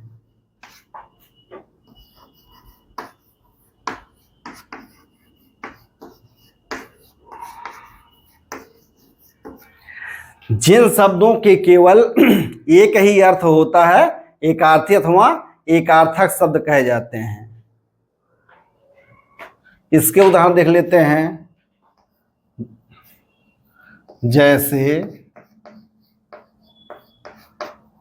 जैसे राम। इस पूरे सृष्टि में केवल एक ही है, भगवान राम। तो वह क्या हो गए? एकार्थी। यानी राम कहने पर हमें भगवान राम का ही अर्थबोध होता है, तो राम क्या हो गए? एकार्थी शब्द हो गए। उसी प्रकार से है लखनऊ। लखनऊ क्या है? लखनऊ का नाम लेते ही हमारे जो दिल मस्तिष्क मन मस्तिष्क में शब्द आता है वह है कि यह एक शहर है जो उत्तर प्रदेश राज्य की राजधानी है। तो लखनऊ भी क्या हो गया? एकार्थक शब्द हो गया। यानी जो लखनऊ कहेंगे तो हमें एक ऐसे शहर का स्मरण हो जाएगा जो उत्तर प्रदेश की राजधानी है। उसी प्रकार से है भारतवर्ष। यानी हम लोग भारत जो नाम कहेंगे तो हमें पता चल जाएगा कि यही हमारा भारत देश है। तो यह क्या हो गया? यह एक एकार्थक हो गया। इसके आदि हैं, कह सकते हैं कि व्यक्तिवाचक संज्ञा व स्थानों के नाम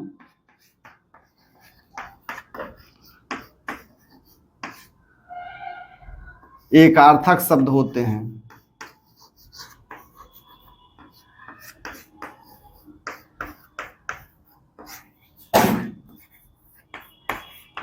एकार्थक शब्द कौन से होते हैं? तो जो व्यक्तिवाचक संज्ञा होती है और जो स्थान के नाम है तो वह क्या होते हैं? एकार्थक शब्द होते हैं। दूसरा क्या हो गया? अनेकार्थी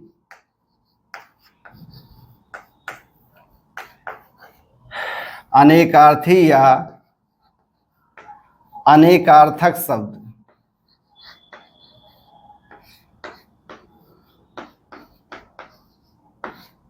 दूसरा शब्द प्रकार क्या हो गया कि अनेकार्थी या अनेकार्थक शब्द। जब कोई शब्द जब कोई शब्द जब कोई शब्द जब कोई शब्द भिन्न भिन्न स्थितियों में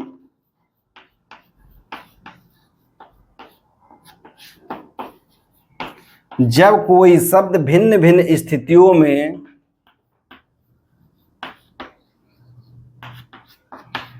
भिन्न भिन्न अर्थ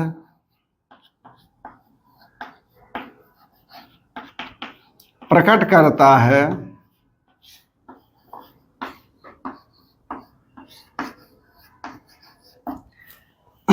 अनेकार्थी या अनेकार्थक शब्द क्या होते हैं?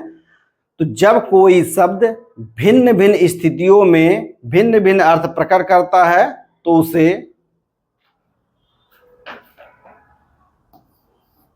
अनेकार्थी या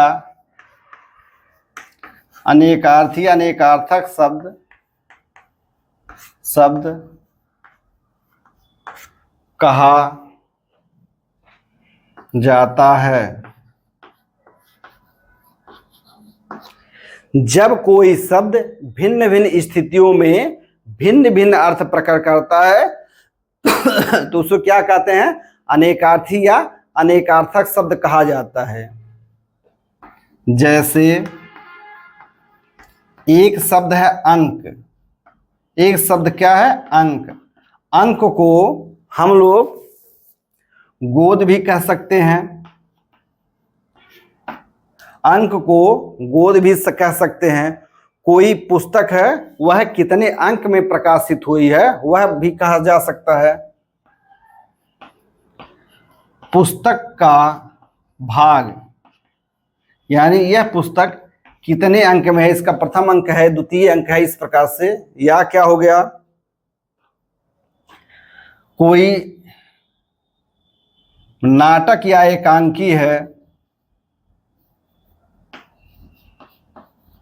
नाटक का अंक है,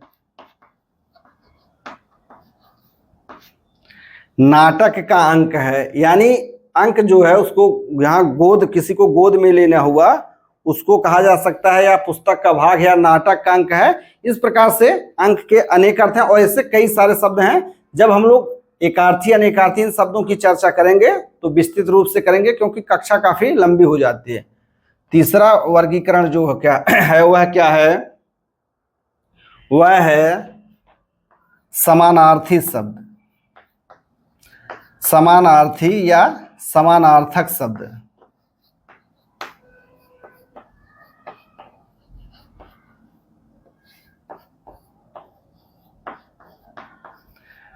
जो इसका तीसरा प्रकार होता है अर्थ की विविधता के आधार पर, वह क्या है? समानार्थी शब्द। समानार्थी शब्द क्या कहते हैं कि जब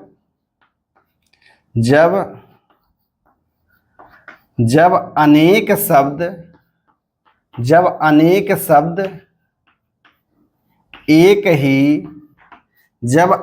शब्द एक ही अर्थ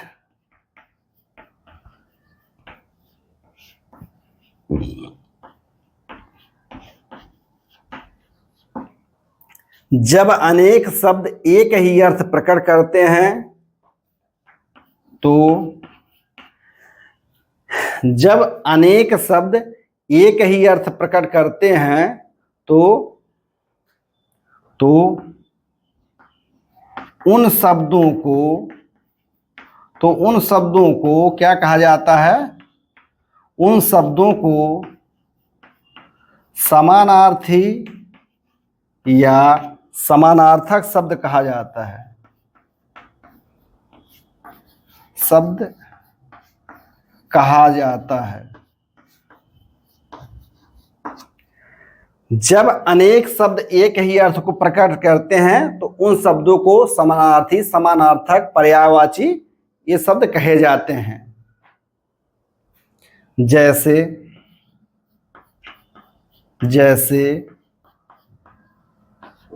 दिनकर, दिवाकर, सूरज, भानु, भास्कर, आदित्य, ये सब क्या प्रकट करते हैं? ये सब और भी शब्द हैं, सूर्य को प्रकट करते हैं। तो दिनकर, दिवाकर, सूरज, भानु, भास्कर, आदित्य, ये सब क्या हैं? एक दूसरे के समानार्थी हैं। अर्थ की विविधता के आधार पर शब्दों का जो चौथा वर्गीकरण होता है, अर्थ की विविधता के आधार पर शब्दों का जो चौथा वर्गीकरण होता है, वह क्या होता है? वह होता है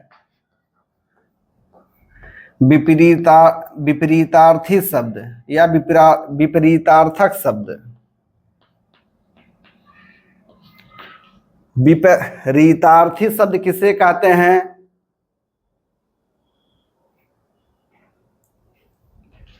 जब कोई शब्द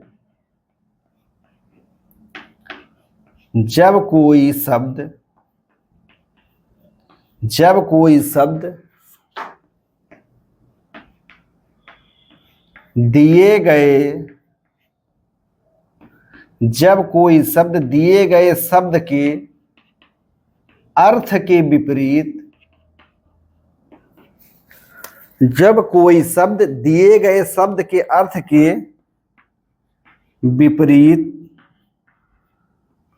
विपरीत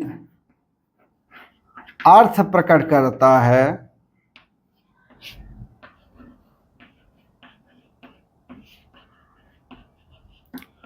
तो उसे विपरीतार्थी अथवा विलोम शब्द कहा जाता है।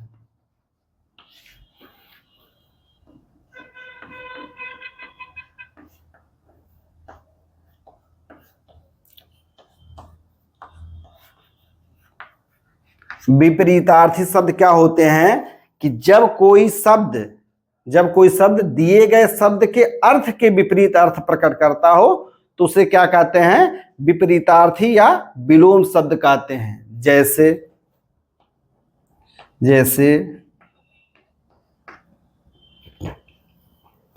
जैसे आरंभ मतलब होता है, आरंभ का क्या मतलब होता है? शुरू करना। समाप्त का मतलब होता है, समाप्त का अर्थ होता है खत्म करना। आरंभ, समाप्त।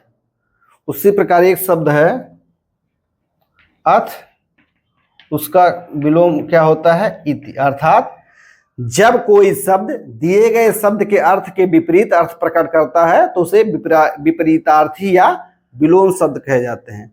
हमने कई पुस्तकों में देखा और कई अच्छे लोगों के वीडियो में देखा, तो हम लोगों ने देखा कि अर्थ की विविधता के आधार पर शब्दों के 4 से अधिक भेद किए गए हैं। हम जब भी इसका मनन करते हैं या इसको गूढ़ रूप से देखते हैं, तो कोई शब्द केवल 4 प्रकार से ही अर्थ दे सकता है। या तो उस शब्द का एक अर्थ हो, या तो उस शब्द का एक से अधिक अर्थ हो। क्या हो? या तो उस शब्द का एक अर्थ हो, या तो उस शब्द का एक से अधिक अर्थ हो, या तो कई शब्द एक अर्थ देते हो, या कोई शब्द है उसके विपरीत अर्थ देने वाला शब्द होता है। तो अर्थ विविधता के आधार पर यही केवल 4 ही शब्द होते हैं। उसमें है वाक्यांश के लिए एक शब्द। तो आप लोग इस पे मनन करिए कि वाक्यांश के लिए एक शब्द क्या होता है। अर्थात वाक्यांश के लिए एक शब्द होता है कि दिए हुए वाक्यांश के समानार्थक जो शब्द लेता है, तो वह क्या हो गया? समानार्थी शब्द हो गया। उसी प्रकार से है कि श्रुति सम भिन्नार्थक शब्द, यानी कुछ शब्द ऐसे होते हैं जो सुनने में समान लगते हैं लेकिन अर्थ उनका भिन्न भिन्न होता है। तो उसमें जो 2 या 3 शब्द होते हैं वह क्या होते हैं? वह भी या तो एकार्थी शब्द होंगे या तो अनेकार्थी शब्द होंगे, यानी वो भी इसी श्रेणी में आ जाएंगे। यानी कह सकते हैं कि अर्थ की विविधता के आधार पर जो शब्दों का वर्गीकरण 8-10 प्रकार से पुस्तकों में किया गया है, हम लोग ध्यान से अध्ययन करेंगे तो उनका सभी जो गुण होता है वह इन्हीं 4 में समाहित हो जाएगा। तो आप लोग संशय में बिल्कुल भी मत रहिएगा कि अर्थ की विविधता के आधार पर शब्द के कितने भेद होते हैं। तो सिर्फ 4 ही भेद होते हैं, और भी जो भेद होते हैं उनका समावेश इसी में हो जाएगा। तो उम्मीद करते हैं कि आप लोग हिंदी शब्दों का जो वर्गीकरण है वह आज की कक्षा में रूपांतरण, रूप परिवर्तन या विकार के आधार पर और अर्थ के आधार पर, जिसमें भी अर्थ लक्ष्य के आधार पर और अर्थ की विविधता के आधार पर समझ चुके हैं, उसमें हम लोग देख चुके हैं। तो हम लोग इसको क्या करते हैं यहाँ पर, हाँ बेटा, हाँ चुप रहो, बैठे रहो। तो हम लोग अब जो हिंदी शब्दों का वर्गीकरण है उसका जो अंतिम और 5वां भाग है उस पर हम लोग क्या करते हैं, चर्चा कर लेते हैं। वह क्या है, तो हम लोग देख लेते हैं कि हिंदी शब्दों का जो वर्गीकरण है वह कौन सा है। तो उसके विषय में हम लोग चर्चा कर ले रहे हैं।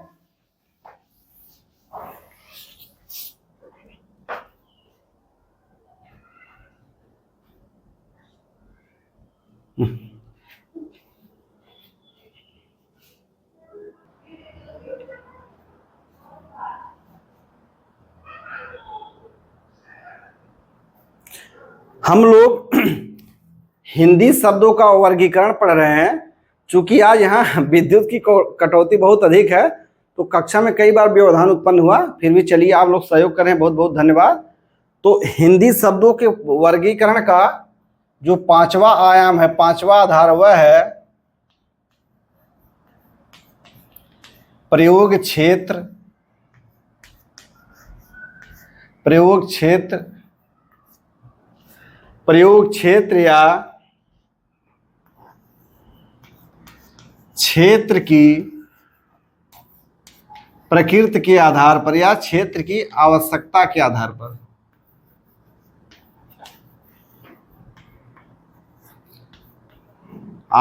पर, शब्दों का वर्गीकरण।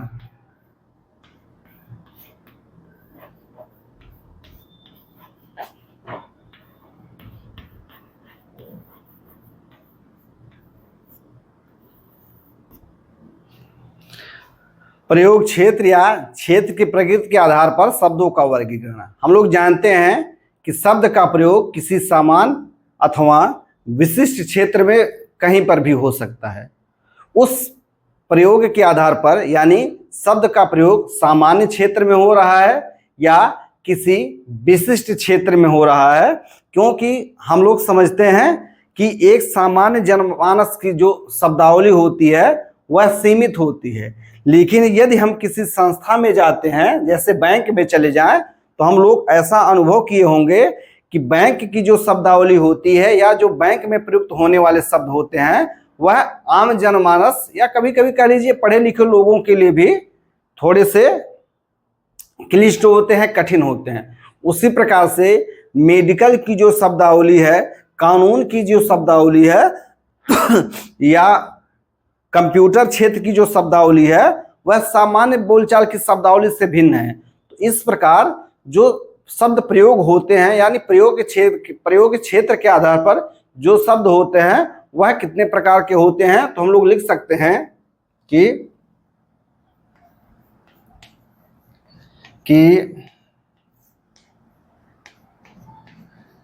प्रयोग क्षेत्र के आधार पर,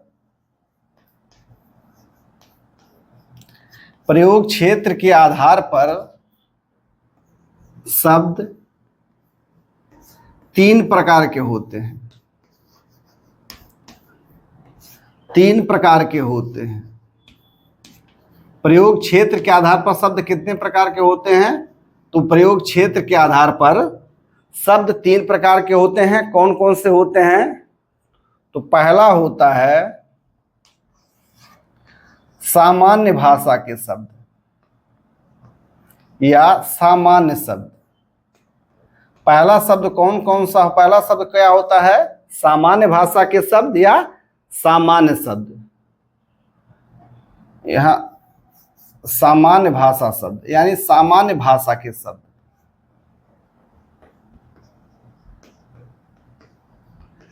दूसरा जो वर्गीकरण होता है वह होता है तकनीकी भाषा के शब्द।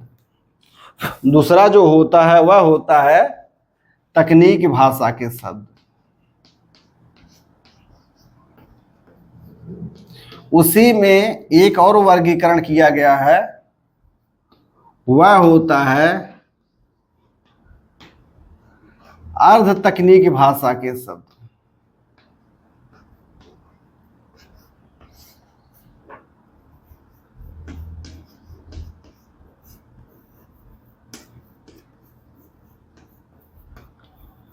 यानी कि शब्दों का प्रयोग किस सामान्य क्षेत्र में या किस विशेष क्षेत्र में हो रहा है, उस आधार पर हम लोग शब्दों का 3 प्रकार से वर्गीकरण कर सकते हैं। पहला है सामान्य भाषा के शब्द, दूसरा है तकनीकी भाषा के शब्द और तीसरा होता है अर्ध तकनीकी भाषा के शब्द। तो हम लोग सबसे पहले चर्चा कर लेते हैं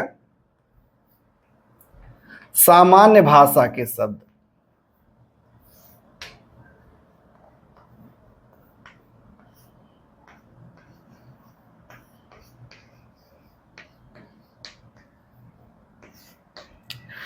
पहला क्या है? पहला है सामान्य भाषा के शब्द। तो हम वैसे ही चर्चा कर ले रहे हैं। तो सामान्य भाषा के शब्द वे शब्द होते हैं, या तो थोड़ा लिख लें,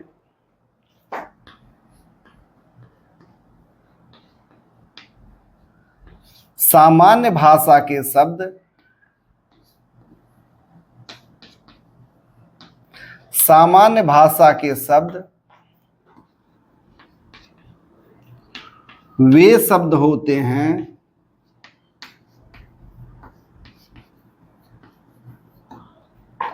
जिनका प्रयोग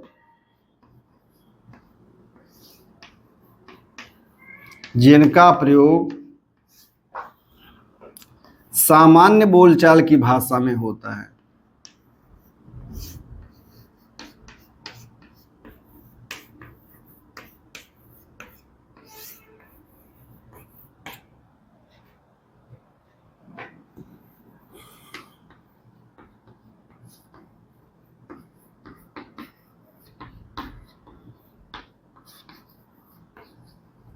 सामान्य भाषा के शब्द क्या होते हैं? तो सामान्य भाषा के शब्द वे शब्द होते हैं जो सामान्य बोलचाल या सामान्य लेखन में की भाषा में प्रयुक्त होते हैं। ये सभी शब्द क्या होते हैं? यह सभी शब्द सभी वर्गों, बच्चे, वयस्क, शिक्षित, अशिक्षित, महिला, पुरुष आदि द्वारा प्रयोग में लाए जाते हैं। इनके प्रयोग के लिए कोई विशेष योग्यता की आवश्यकता नहीं होती है। इनका अर्थ बोध जो होता है वह स्पष्ट होता है, सीधा होता है। इन्हें साधारण शब्द या लौकिक शब्द भी कहा जाता है, क्योंकि यह लोक में प्रचलित होते हैं। जैसे पुस्तक है, सब लोग बोल सकते हैं इसको, सब लोग वाक्य में प्रयोग करते हैं, सब लोग इस शब्दावली का प्रयोग करते हैं। ऐसा नहीं है कि इसके लिए किसी विशेष योग्यता की आवश्यकता हो। सांप है, भोजन है, विद्यालय है, आदि बहुत सारे शब्द हैं। दूसरा हो गया तकनीकी भाषा के शब्द।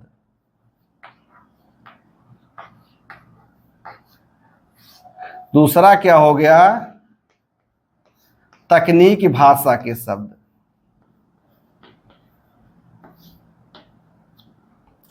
दूसरा क्या हो गया? दूसरा हो गया तकनीकी भाषा के शब्द। इसको लिख लेते हैं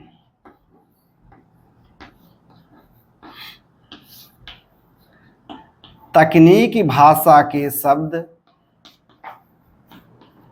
तकनीकी भाषा के शब्द वे शब्द होते हैं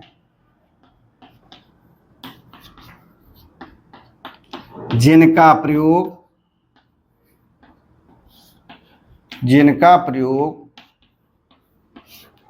एक विशेष क्षेत्र या विशिष्ट क्षेत्र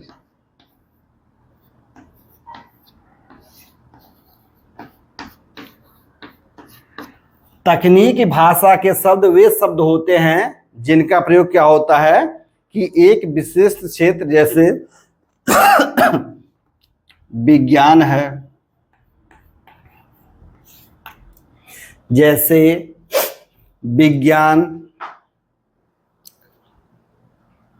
विज्ञान है, कला है, विधि है, बैंकिंग प्रणाली है,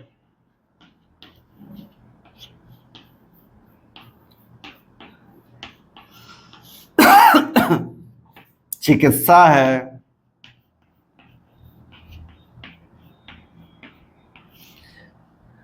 चिकित्सा क्षेत्र।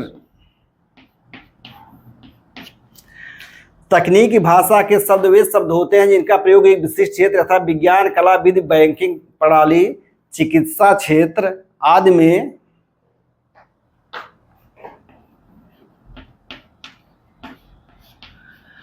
में प्रयोग होता है।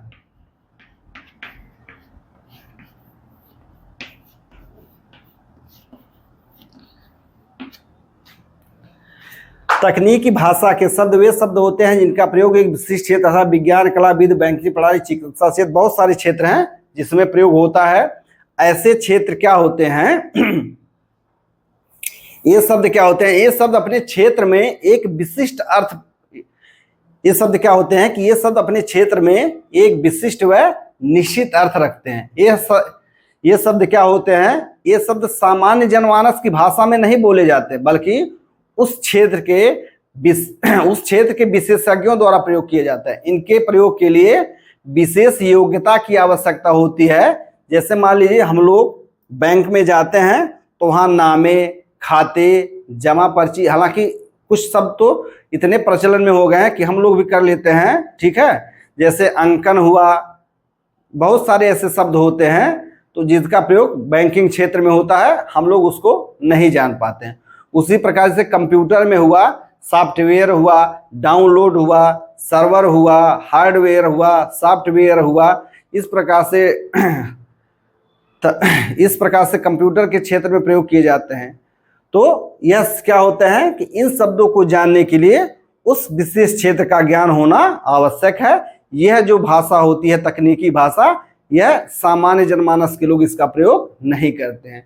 तकनीकी शब्दावली क्या करती है कि किसी भाषा को वैज्ञानिक व आधुनिक बनाती है। तकनीकी भाषा क्या करती है कि किसी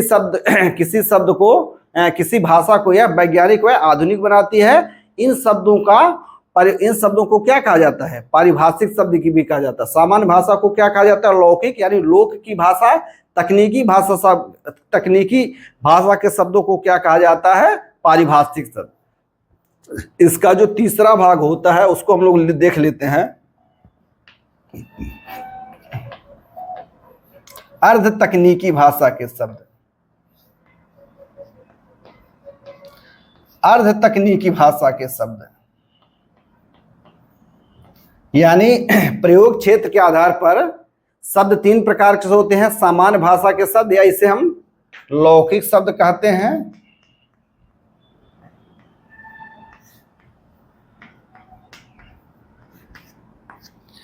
तकनीकी भाषा के शब्द को हम लोग पारिभाषिक शब्द कहते हैं। इनका एक निश्चित व स्पष्ट परिभाषा होता है।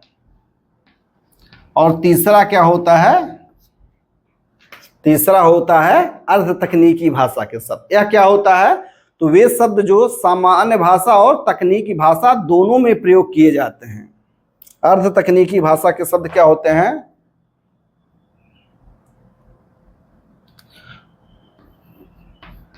वे शब्द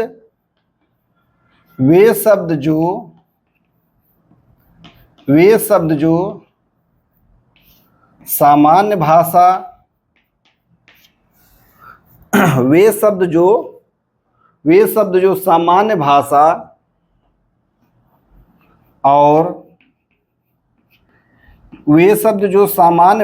और तकनीकी भाषा दोनों में प्रयोग किए जाते हैं। दोनों में प्रयोग किए जाते हैं।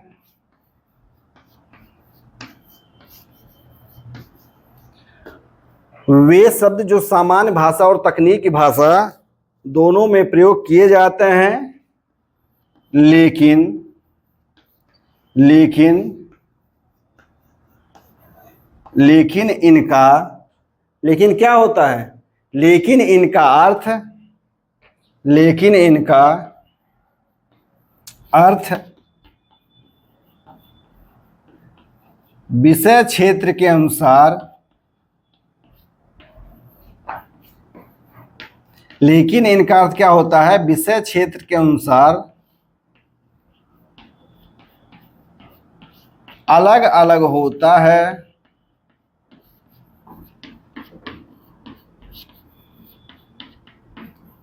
अर्ध तकनीकी भाषा के शब्द कहे जाते हैं।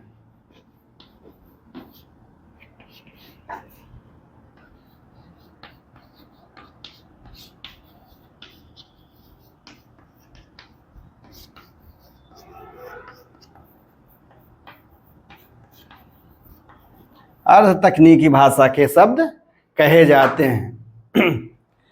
शब्द सामान्य बोलचाल में एक अलग अर्थ रखते हैं, लेकिन जब वह क्षेत्र विशेष में प्रयोग किए जाते हैं तो इसका एक विशेष अर्थ हो जाता है। ये शब्द आम लोगों के द्वारा भी प्रचलन में आते हैं और विशेषज्ञ इसका इन शब्दों का प्रचलन या इन शब्दों का प्रयोग अपने विशेष क्षेत्र के अनुसार करते हैं। जैसे हम लोग देखते हैं,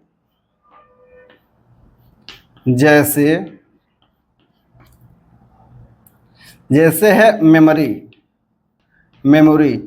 अब सामान्य अर्थ में इसका प्रयोग क्या होता है, याददाश्त के रूप में। इसकी मेमोरी खराब है, यानी सामान्य अर्थ में क्या होता है, याददाश्त।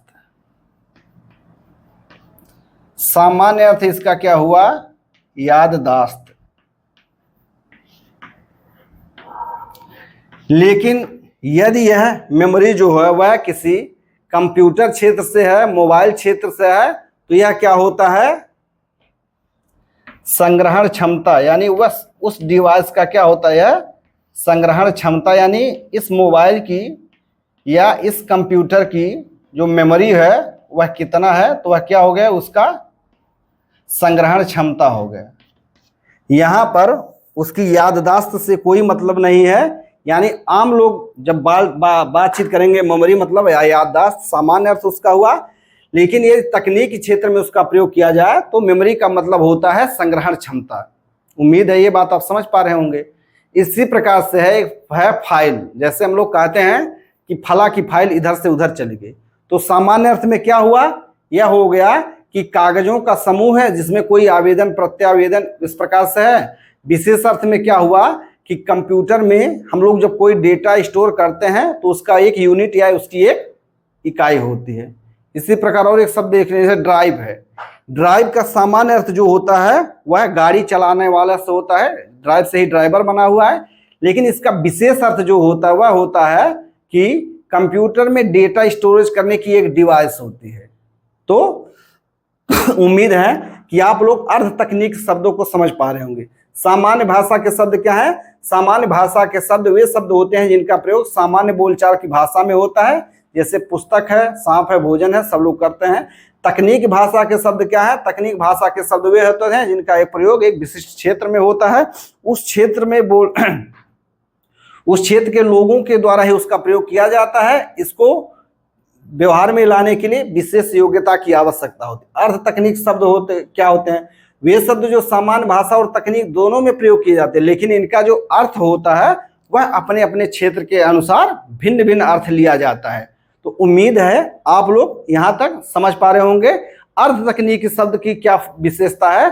अर्ध तकनीकी शब्द जो होता है वह भाषा को अधिक लचीला व समृद्ध बनाता है और क्या करता है कि जो तकनीक शब्दावली होती है उसको क्या करता है, तकनीक शब्दावली को आम जम या सामान्य भाषा के कैटेगरी में, एक सामान्य भाषा की श्रेणी में भी लाता है। इन शब्दों को क्या कहा जाता है, दोहरा संदर्भ वाले शब्द भी कहे जाते हैं। अर्ध तकनीकी शब्द को क्या कहा जाता है, इन्हें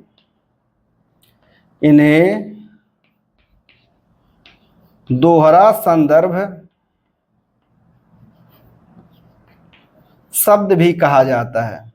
अर्ध तकनीकी को